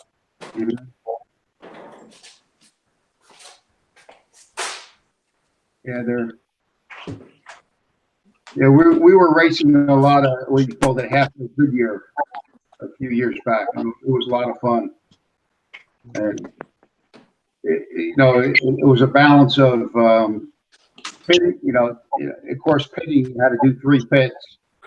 So it was either I mean, you didn't have to do 3 pits, but I mean, if you drilled out that hole too big in the back, you'd have to pit more. So it some guys would try, keep that hole stock and get better fuel mileage, so they wouldn't have to stop.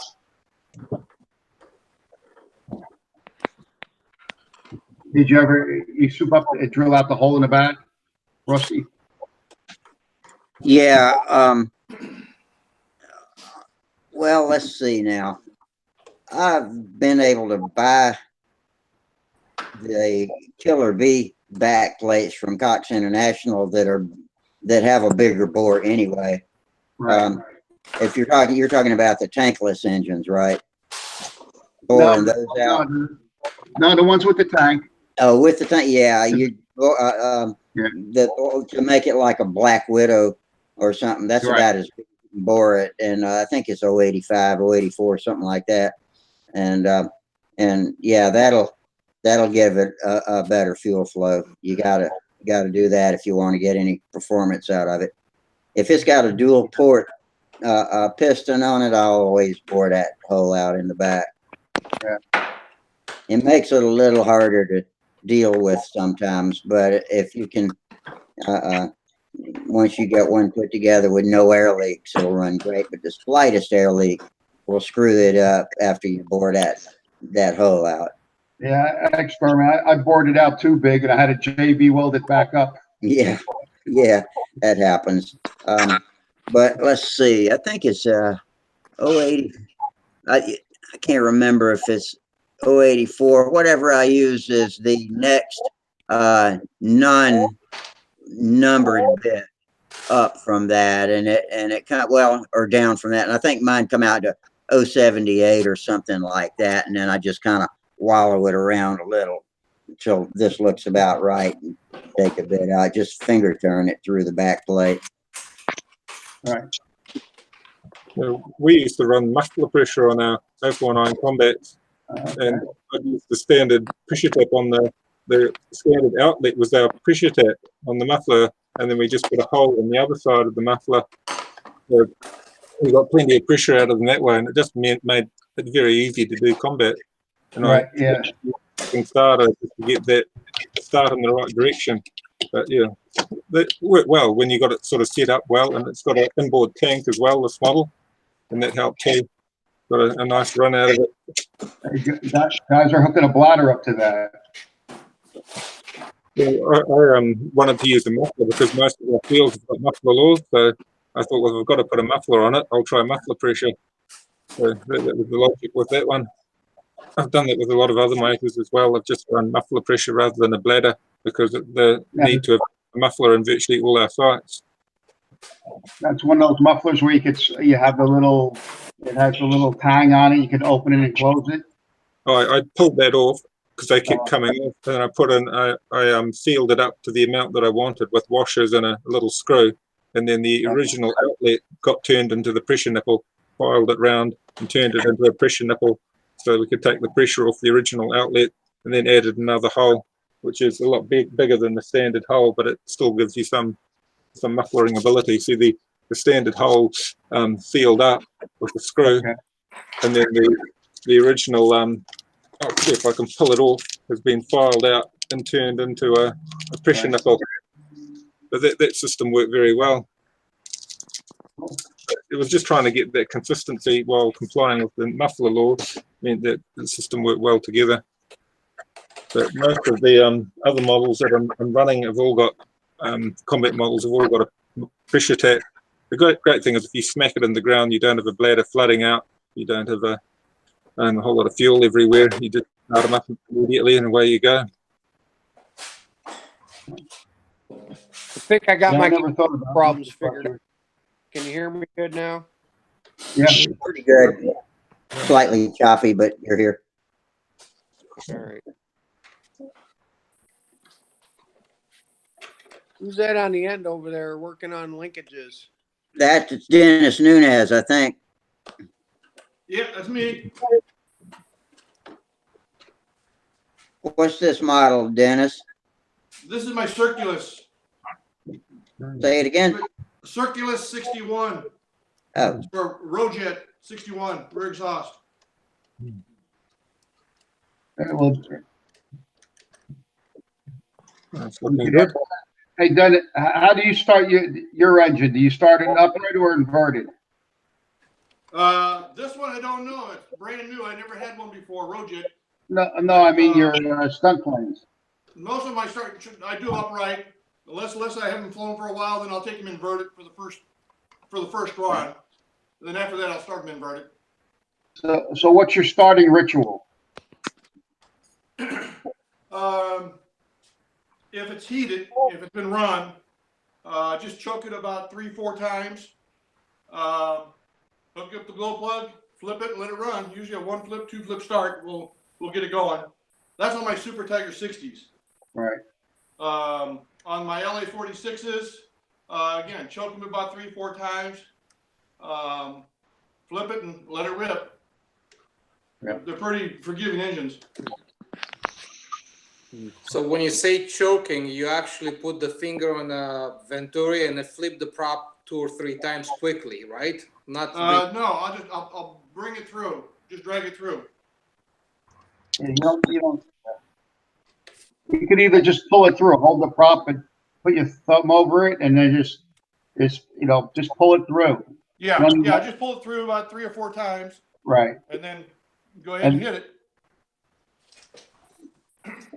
Then after that, just flip it with your thumb on there, just to make sure it's loose and it's not suck too much fuel in there, and then it should go. But yeah, I mean, like I said, I pull it through 3 or 4 times, remove my finger, and then flip it to start it, and off it usually goes 2 or 3 flips.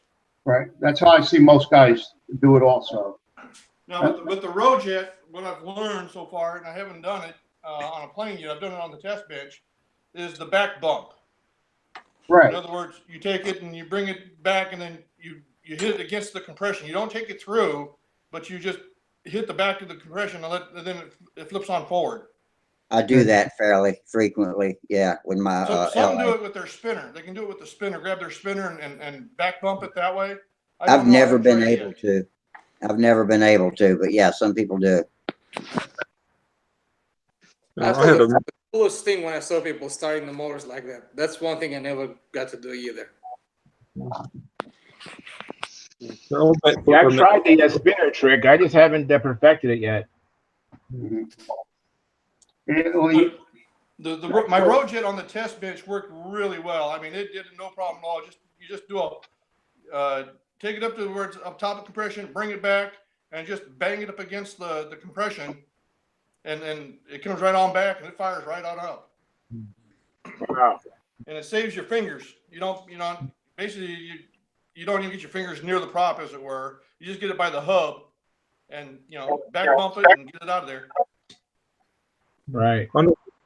I'm lazy. I use an electric starter on motors that are hot, and on some motors like my Atwood Champion on my Viking, it floods because the Venturi is so low down, being the rear induction, it floods, and it tends, if you hand flick it, it always spits the prop and spinner will come off as an assembly.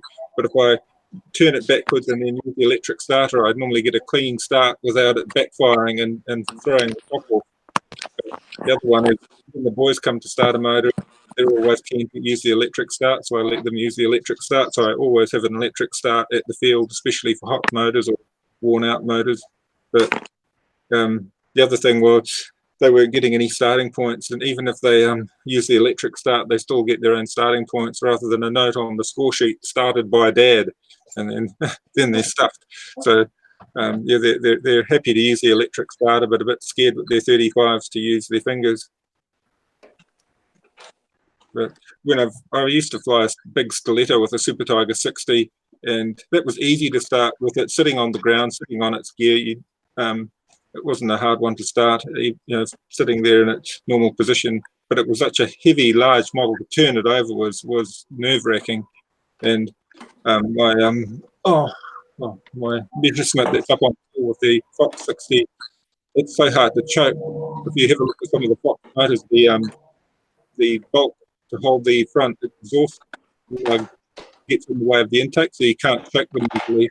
So I normally just use the electric starter on it. I'll just let it sit on its gear in the inverted position and then start it that way. And in the past, you got points for hand starting, but now that you don't get points for hand starting, I don't think there's any real problem using an electric start. So I'm happy to use it on virtually anything from an 049 to a diesel, where in the past I would have never used it on a diesel. But I think as long as you're cautious and you run it through, like Al said before, just check to make sure it's not loaded up with too much fuel, then an electric start on a diesel is still okay. And in some cases, they say an electric start's an advantage on a diesel because you're not moving the contrapiston up and down, up and down. You can leave it in its running setting. And with the ABC engines like the Irvine 40 diesel, they said if you move the contrapiston all the time by adjusting your comp screw all the time, you're more likely to wear out the contrapiston. They actually recommend that you electric start the diesel versions of the Irvine. But yeah, it seems a bit daunting to use an electric starter on a diesel that you're going to stuff the rod. But when you understand that you shouldn't have to over compress it to start it, and as long as you get the fuel right, you can electric start them quite safely. I haven't ruined a motor for many years. It's at least 20 years since I busted a motor, a diesel with an electric starter. I haven't met a diesel I liked yet. I just hate them. I've never messed with them. Yeah. I've never even smelled the fuel that everybody says stinks so bad. Oh, I love using them. I like using four strokes as well. I'll give anything a go. I'd love to try a pulse jet on a stunter. That's one thing I don't think I'll get to try, but I'd love to do it. Having That's cool. in Dan Benchop's like this. Yeah. But now the Four diesels, strokes are generally a lot heavier than two strokes, aren't they? but not that much nowadays. Some of the ones like the Sato 40A is a very lightweight 44-stroke that a lot of guys like for stunt because it's just on the old 30 case. It's a very lightweight motor, whereas traditionally Bob Zambelli uses those OS Surpass 4 strokes on his some of his twin engine planes, and I've never asked him about the weight of them though, so I don't know what they're like. But he uses smaller ones too, like 25s, I think. Yeah, the advantage you have with the four-stroke is you can run a smaller muffler, and because you've got a smaller muffler, you've got less weight, so you can offset some of the weight by having a nice quiet run at lower revs with four-stroke. But I know the electric's got all the advantages now, and my best motor run at our nationals was with my electric model. But shoots, I like flying all sorts of engines. I was flying an electric one in scale, and that served me admirably. It was really great to not have to worry about one motor. I had 5 other motors to start. It was one I didn't have to worry about starting. One more advantage of using 4 strokes weight-wise is that you use less fuel too. Yeah. So if most 60 size will use like 6 ounces in 6 to 7 ounces in a flight, 60 size 4-stroke will probably use maybe 3.5, 4. Oh wow, that is a good difference. So you'd save weight over there too. Well, all in all, you kind of break even. The only thing is changing in a 4-stroke is the weight distribution because the motor is much heavier, right? So you have a heavier motor with a lighter fuel load. Yeah. And overall, your nose is going to be just ever so slightly shorter on a 4-stroke because you have more weight concentrated towards the end of the plane. Yeah, the first 4-stroke that I used was an ASP 90 4-stroke on an old Stunters. I pulled out the 60 and I put in the 90 4-stroke, and it was a really nice run. It ran beautifully, but the main problem I had was just the location of the intake made the positioning of the tank difficult, and I think I was using a clunk tank at the time, and it wasn't always consistent. Yeah. What I want to say about in general, starting any engine when you're playing, all planes are just slightly different. The fuel tank may be a little bit different built, a little bit higher, a little bit lower. May want to flood the engine, may want to not flood the engine. It all depends how you build the plane, and each plane's startup, it's a routine that you need to build for yourself and get used to it. So if you do Clemson. every single time you go out and start up for that particular plane, it should be easy to start up a plane. But Clemson's paced in Alabama. Sorry, I got the college national championship going on over here on TV. I got to watch the first half before the show started, and they were neck and neck. But Alabama's only scored 16 points. That's what they closed the first half with. It's 44-16 now. Clemson. Oh, wow. Clemson's a South Carolina state school. Right. I usually pull for my own hometown Gamecocks, South Carolina Gamecocks, but Clemson's playing in the national championship. I'll pull for my arch rivals. Clemson's the Gamecocks' arch rival. So they get football games on now. Yeah, this is the last college game. This is national championship. Yeah, we've been suffering through the Rutgers games. It's horrible. Hey guys, I'm gonna go to bed. Good night. Okay, Tryon. Have a good one. Yeah, take it easy, man. We'll see you next time. See you around. Gotta go to work tomorrow. I hate that. Bye-bye. Yeah, don't say that 4-letter word.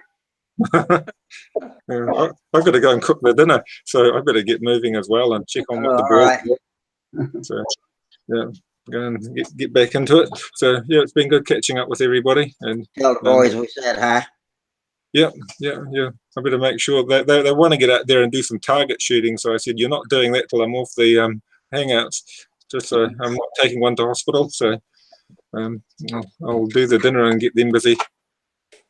Well, good to see you're getting more mobile, Rusty. I'm doing pretty good. I'll tell you what, it's a whole different story than last winter. And so I'm ready for this to be over soon. And I've got the confidence feeling that it will be. So I'm gonna be back, and then I gotta get the rest of my body back in shape because I'm way out of shape, you know. But hey, I'll work on one thing at a time. Yeah, it sounds like you're on the way anyway. Yes, Oh, good night. sir. Good night. Good night, Rusty. Good night, Al. Good night, Dina. Good night. I guess we lost Charles. He dropped out. Oh, he sure did. Dang. Now he had a lot of problems earlier too, and finally looked like he get hung in there. But Mike Leinke's been having all kinds of trouble tonight. He's got his mic turned off right now, and I don't have any video on him. So I had trouble getting in with the link that was posted. really, I ended up emailing the link to myself, and then I was able to get in through that link. But the link that was posted, I could not get in. what kind of what would it do when you clicked on the link? It just said that Google had an error. Error 500. Well, Google probably does have an error. I don't know. That's it's kind of funny. Some nights it works great, and other nights it looks like they're working on the operating system while we're actually on the air. So no telling. Before the audios were kicking in and out on me pretty, about 5-10 minutes ago, everybody's audio was kicking in and out on me. Really? But now it's solid,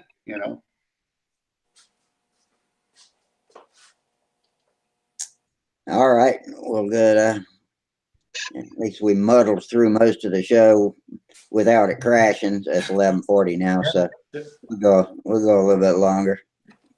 Well, I was hoping to show you some of my linkage that I have on this. Kind of unique. Oh, I'd love to see it. It's got some. Let me see if I can get the camera to get in there. Okay. Let's see here. Yeah, come on.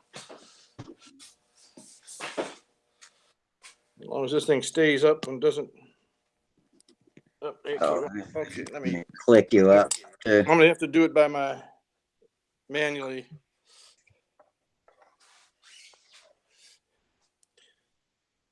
Let's see if you can see it here.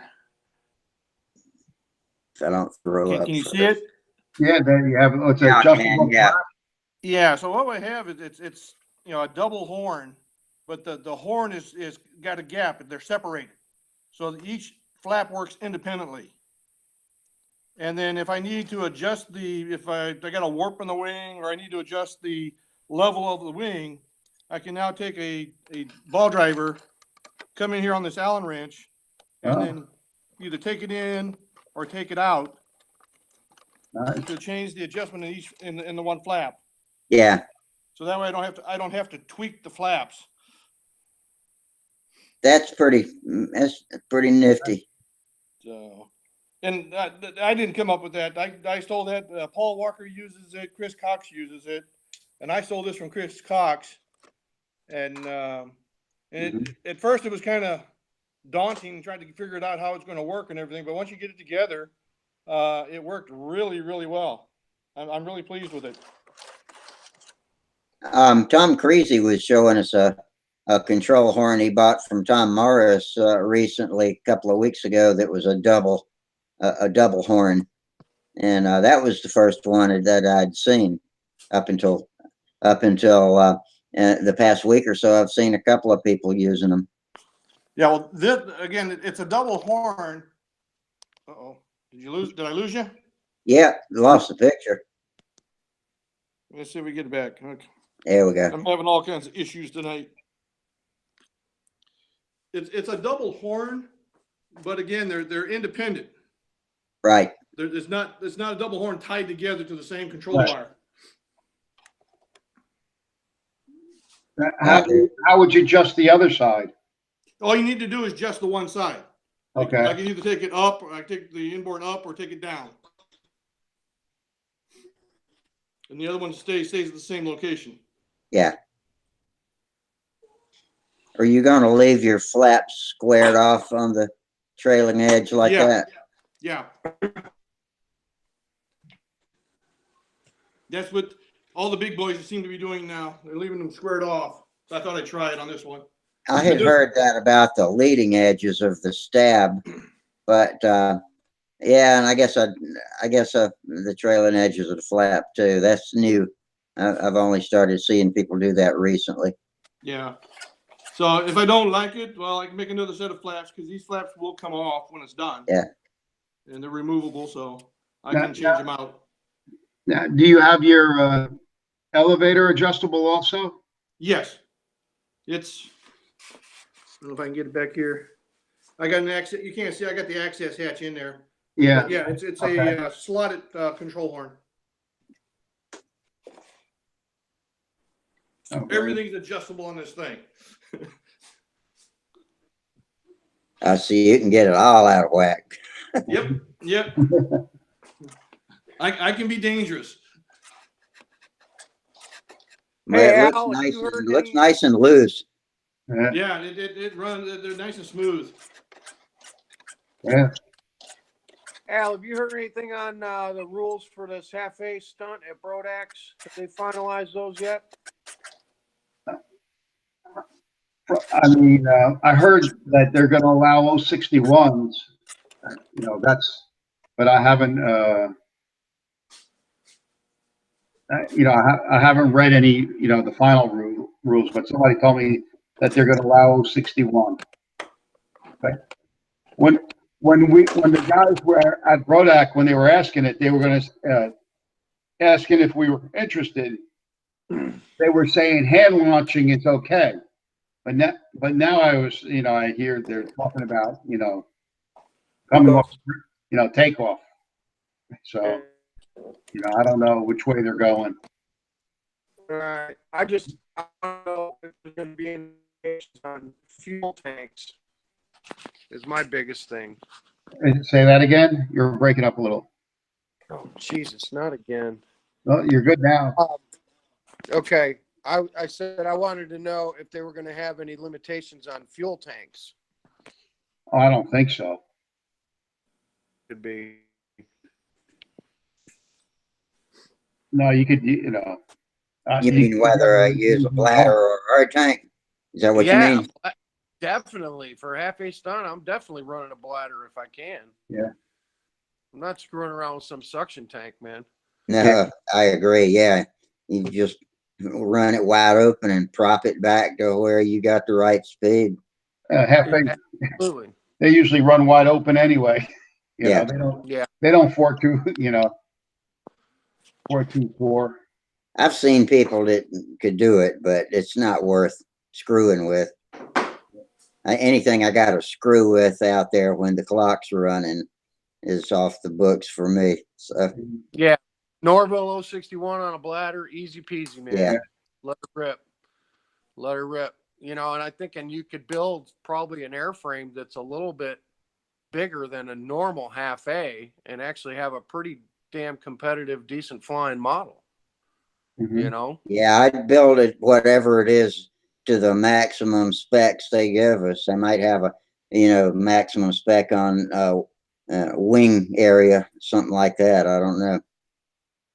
No, I don't think they will. I did hear it was going to be takeoff though, that they had to have wheels. I mean, I'm in. I'll do it. I'll just take a set of Phil's cores and I'll build something with a fuselage. Al, were you around for my electric build? Did you see any of that? Yeah, I saw you're posting on Facebook. Okay, all right. So yeah, those were Phil's cores, but I happened to get a couple of sets that he cut out of 24-inch blocks. So he never cut them down. So they were 48 inches long. They worked perfect with that Brodak 1300 kilovolt motor. And I just built an airplane around that. Damn thing flies great, man. Yeah, it looked good. Great. I was watching the videos you posted. Looked really good. Yeah, it's a lot of fun. Sam's going to have a blast with it this summer. I got him like 10 battery packs for it. And, with the RC car throttle, I can just turn him loose with it. Yeah. He can go have a big time with it. But that's kind of what I was thinking along the lines for that half-A stunt ship for Brodax.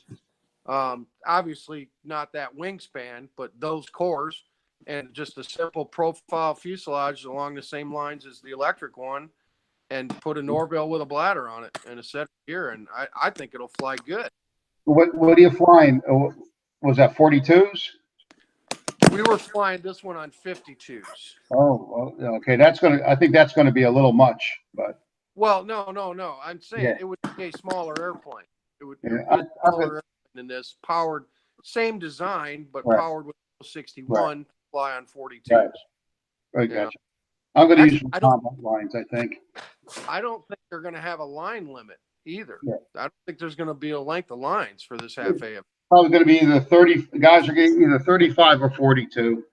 If you're using an 049 Cox, you'll probably be 35.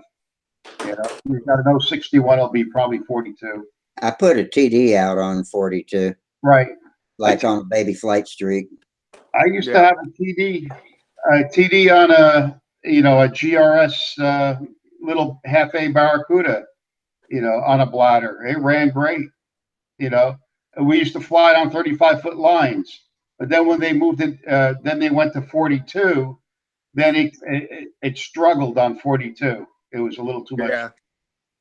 It was a little too much for it. But it ran pretty good. I mean, it wasn't as fast as a 4, but I had it running pretty good. Mm-hmm. My son was flying it.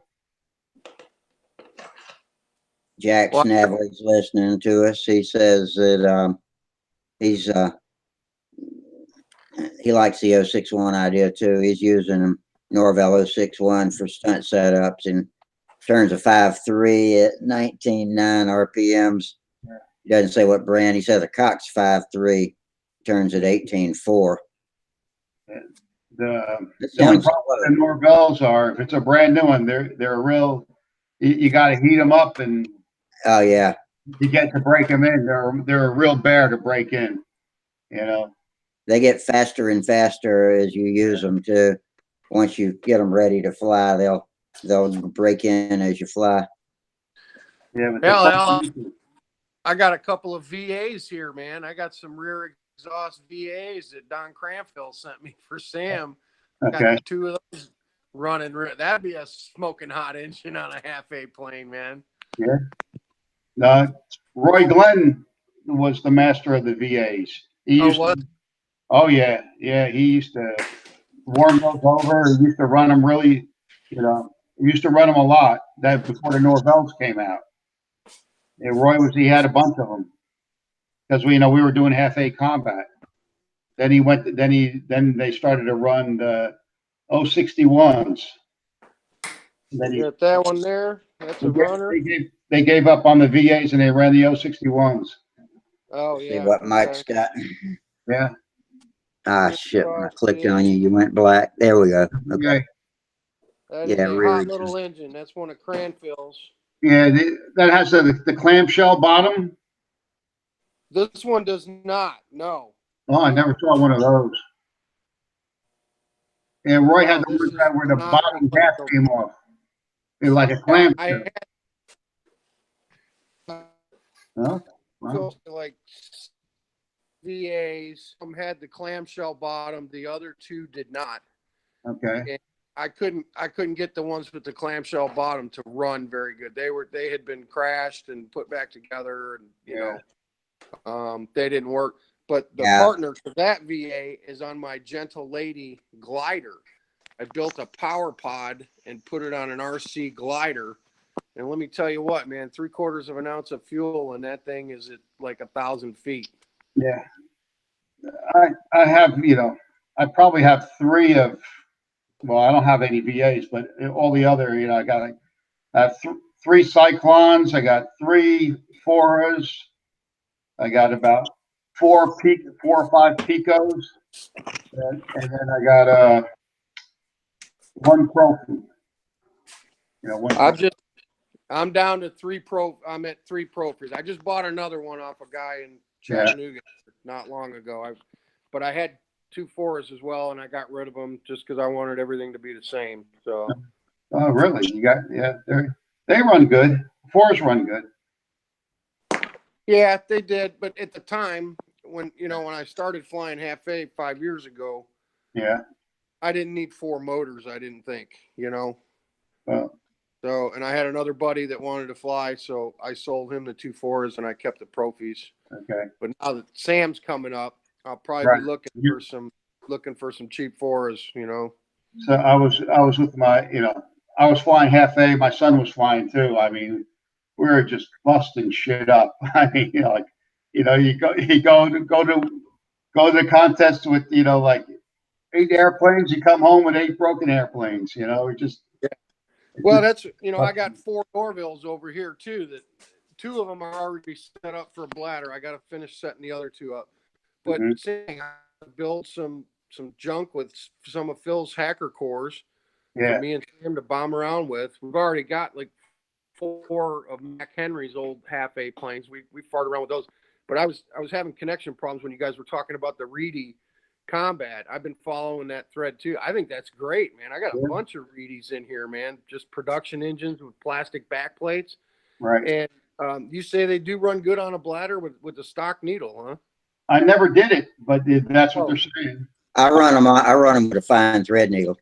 Yeah. 128 thread per inch. Okay. All right. Yeah. I mean, I raced them. We had an event called Half A Goodyear. And, it was just like, control line racing, but it was a half A plane. And, so I did a lot of working and tuning on the Reed engines. Had a lot of fun with them. Well, I think that'd be great. Low speed, 35-foot lines, Yeah. Well, that's basically what it was in the beginning. Basically, before the big monster half A's came out, and then he went to 42. Yeah. I mean, we were flying. I remember like flying the 4s on 35-foot lines. You're like, holy shit, that thing's it's unbelievable. Well, I mean, even a 4 on 42s, it's the same lap times as big block fast, man. Yeah. It's the same reaction time as flying fast. Hey, did you ever see the guy on YouTube or something? He was flying an F-2D ship, and they kept on, flying until he was down to 5-foot lines or something. Yeah, I did it. I kept waiting for it to hit him in the face. Yeah, right. That's what I kept thinking was going to happen, was he was going to just not keep up, and it was going to wrap around his body and just hit him in the face. Yeah, he flew an F-2D fast on, he started at like 15 feet, and then he went to 10 feet, and then he went to 5-foot lines. Jesus, that's incredible. Yeah. The video's on YouTube. You can find it. Yeah, I'll look for that. I can't believe anybody could do that. I think he says F2D on 5-meter lines is what he started with. 5 meters. 5 meters. Okay. Yeah, and then he went down to like 2.5 or something like that. I'm going to see if I can find that. That's got to be a laugh. Yeah. He's crazy Russian, man. Yeah, we have, if I ever took combat real serious, we have a guy that's Alex Prokofiev is local here, and he's one of the top flyers in the whole world. Goes to all the big contests, and he's always at our field practicing and stuff like that. Comes down and he's always comes out testing, flying, or getting his stuff together before a big contest. But I think he won the Nats, quite a few times. You went to the Nats, you probably saw him there fly F2D. What's his name? Alex. Tall, he's about like 6'1".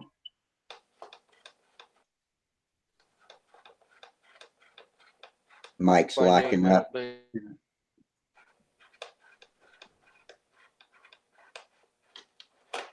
Yeah. Well, I've had it with connection problems, guys. Yeah, you're jumping in and out. Are you on a Wi-Fi or you're on a cell phone? I'm on my phone, but I'm on my Wi-Fi network, and usually it works pretty good, but I've been having some trouble tonight. I'm not sure what's going on. You're not the only one. Charles was having trouble. He finally gave up and left. Yeah. I keep getting booted off my extender. It's like kicking me off my extender and then trying to hook back up to the regular Wi-Fi back in the office. Yeah. It's not staying on. When the extender's on, everything's working fine. But when I get booted off, that's when it gets all crazy. to make matters worse, I had my anti-troll controls turned on, and so every time it would boot you off, I had to click you back in, and so I finally just opened it up so y'all can come and go at will without me having to get involved too, because my controls on this end are glitchy as hell, as y'all know. Yeah, I mean, my laptop's like sitting right on top of my router, so I should have a great connection. But And Yeah, you're having that ought to trouble. be pretty good. yeah, Hey, Rusty, I didn't hear you're doing well with your physically getting strong and stuff. I'm doing really well. Actually, I go for my next post-op checkup on Thursday, and I'm hoping he's going to take me off the walker, and I can have my life back, drive a car, and go and do as I please. Probably use a cane, but I know I can put my weight on that leg. I've done it by accident enough times to know it holds me up fine. I hadn't had any accidents. I haven't fallen. I hadn't taken a hard step, and I feel great for the, first time in a couple of years. It's been a long time since I could say I strung a whole week of days out where I felt great every day, and even last year when I was getting as good as I got before it reversed, I was not feeling as well as I do now. I've got a lot of stuff that's going to need rehabilitating, like my shoulders, especially my left shoulder, my stamina, my balance. A lot of stuff's just gone to waste. But hey, I'll attack it one at a time and do the best I can. And if he doesn't take me off the walker on Thursday, I'll be disappointed, but I'll do whatever he says because I know it's healing up. There's no pain. It's in good shape. So that's a lot better than I ever got the first go around. cool. Take it easy. Do what he says. Don't. Yeah, no shit. Don't rush it. Yeah, Don't rush it. I want to see you back on the circle this summer, man. I do too. Yeah, there's too many things I want to do. I want to pick up and get better because I felt like I was just all of a sudden turning some corners with my stunt fly, and I want to pick back up and start focusing on the little details and get good at it. So Yeah, I've been flying stunt, practicing with the guys, and quite way more than I ever did. So it's finally getting the pattern down in my head pretty good. I need a coach. That's what I need. I need someone to move to Nashville that knows what the hell they're doing with the stunt pattern, so I can get some. You always pick up a lot of good information in Huntersville, and you've gone to other places too. So I know it's the same way because I remember one contest we were out there talking, and you didn't even know that your intersections were supposed to be overlapping, and so we told you about that. You went out and pasted our asses. So we got plenty of coaches here. Actually, that's why I'm going out so much. I got the one guy who's actually pushing me. He loves to go out flying. He's retired. I mean, I only have the weekends, so it's if it's above 40 degrees and the winds are 10 miles an hour or lower, we go flying. Ooh, 40? I don't know if I can do that. I'll go at 50. I don't know about 40. No, 40. It's not at 40, 45 and the sun's out. It's nice. Yeah, I guess if the wind's not blowing real hard, it's probably bearable. I was out. I was out Sunday. Yeah, it was like 15 miles an hour and 43 degrees, and the sun was out. It wasn't bad, but it was a little chilly when the wind blew. But I wasn't flying. I mean, I was just trying to fly that ringmaster, trying to get that engine running right. Good stuff. And I learned everything that I needed to learn, and I put like 4 flights on it and packed it up, and back to the drawing board. Any of you guys bought any of these yet? the guys are using them. That's those brass lines. It's the brass lines. It's the 15s. Well, the 14.5. Right. 60 foot. So I thought I'd use them on my, well, hell, on my stuff that's less than 64 ounces, you know? Yeah, no, I mean, I never tried them. I have a pair. The guys gave them to me. You know, my friend, you know, who's into them, and they say they feel the difference. I don't know at my level right now if I would feel the difference or not, but you know, they say they can really. One guy who's Tom Luciano, you know, he flies expert stunt, so and he was complaining about his plane. You know, he has that Crossfire. I don't know if you saw it. It's a beautiful plane. I did. And he was trying to get it to trim out. He didn't like the way it flew, and he put those lines on it, and that cured the problem. You It's know? amazing what a little bit of drag will do, huh? Yeah. So he said that made like a world of difference for him. You know. Are those the brass lines? Do they have to be oiled or got to be maintained somehow? Yeah, they got a ritual that they use to, you know, to clean them. Yeah. Well, But, I read that whole thread on Stunthangar about all that, and I read what Tom wrote. So I thought I'm going to go buy some of these myself. Well, you saw my that's the same stuff that they fly in F2D. Yeah. Right? Bob Zambelli's been raving about some Ukrainian lines lately. That's what we're talking about. Is that it? That's okay. You but listen, straight off. You can buy them straight off of Amazon, Rusty. For they're $25 with free shipping with Prime, but that's what they look like right there. Yeah, well, I was warning all the stunt guys. I don't know if you read what my thread, but I had a set of F2D lines in my combat box, and I went to Cartier's contest, and it was raining, and it was one of those contests, so we got rained on, so I put the gear away. I wasn't even using the F2D lines, and a drop of water must have got on the F2D lines right at the ends. The next season, I was pulling out, to fly combat again. I was flying the F2D. I picked up the F2D line, and I'm looking at it, and I'm seeing about an inch to an inch and a half from the terminal. I noticed like a green corrosion. I'm going, what the hell is this? And I look at it, and the end falls right off. Oh, crap. Right. So those things rust, If you get water on them, I wouldn't even use those things. Throw them away at the end of the year. You're flying with a 2000, your beautiful stunt ship. Use a new pair every year. They rust. I mean, I saw that when I saw that happen to combat planes. You really don't care that much about. You pull tested, it's good. But when I saw that green, one line was completely rusted through, and the other one had the green corrosion on it. And it had to be, like I said, when I opened up the box to put this stuff away, put my handle in, a drop of water must have gotten on the line, and and all through the winter, and in the spring, it would completely disconnect it.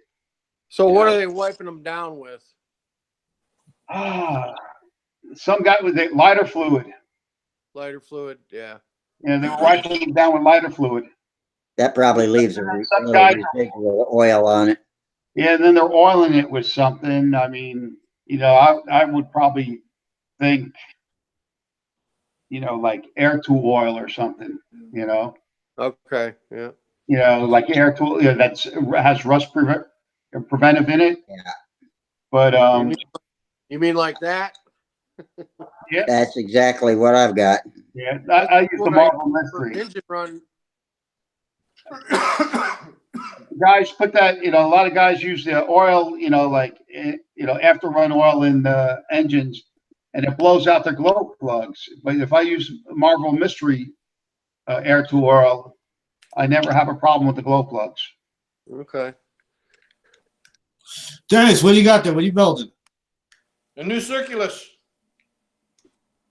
Sweet. Very nice. Road 61. Guys, I'm gonna sign off. It's past that hour. Yeah. Okay, Al. Thanks for coming in and entertaining us. Okay. I'm tired of fighting the connection. I'll see y'all later too. Okay, take it easy, Mike. Good night. Good night. All right, Steve. You hadn't gotten a word in edgewise since you got here. What you up to? Well, working quite a bit, but in between that, making a lot of progress with my Patriot. Oh, good. Yeah, the wing over the past time since you've seen it, I had the wing, I had the fuselage built to that point. Now it's assembled, I got the wing in, got the stab in, got that all aligned. Made top block and bottom block formers that are set there. Made a cowl in the bottom the way it's designed as well. I had to make they wanted to go from round to square, so we made a formation to go from round to square in between there. In between that, but still working quite hard on this and being very conscientious of the. Oh, you locked up. Uh-oh. Dang, Steve locked up. There must be something going on. Must be. I'm gonna call it okay. Okay, Steve's back. Are you with us, Steve? Yeah, sort of. You locked up for a minute there. We've been having big trouble with that all night. I'm gonna go ahead and close up the show. This is getting ridiculous with everybody getting kicked on and off. Sorry you didn't get in earlier, but I just got home from work. did you? It's 9 o'clock here now. I just got done with work. I just walked in the door and I found out you were still on. I wanted to come up and at least say hello. Okay. Well, thanks for showing us your plane. Thanks for showing us the model. And I guess I'll see y'all on Friday. Right. All righty. Okay, man. Everybody have a great night. You YouTubers, appreciate y'all. And everybody go out and have fun. We'll talk to you. We'll talk to you Friday night. Goodbye. Bye-bye. Dennis, what's that weighing at?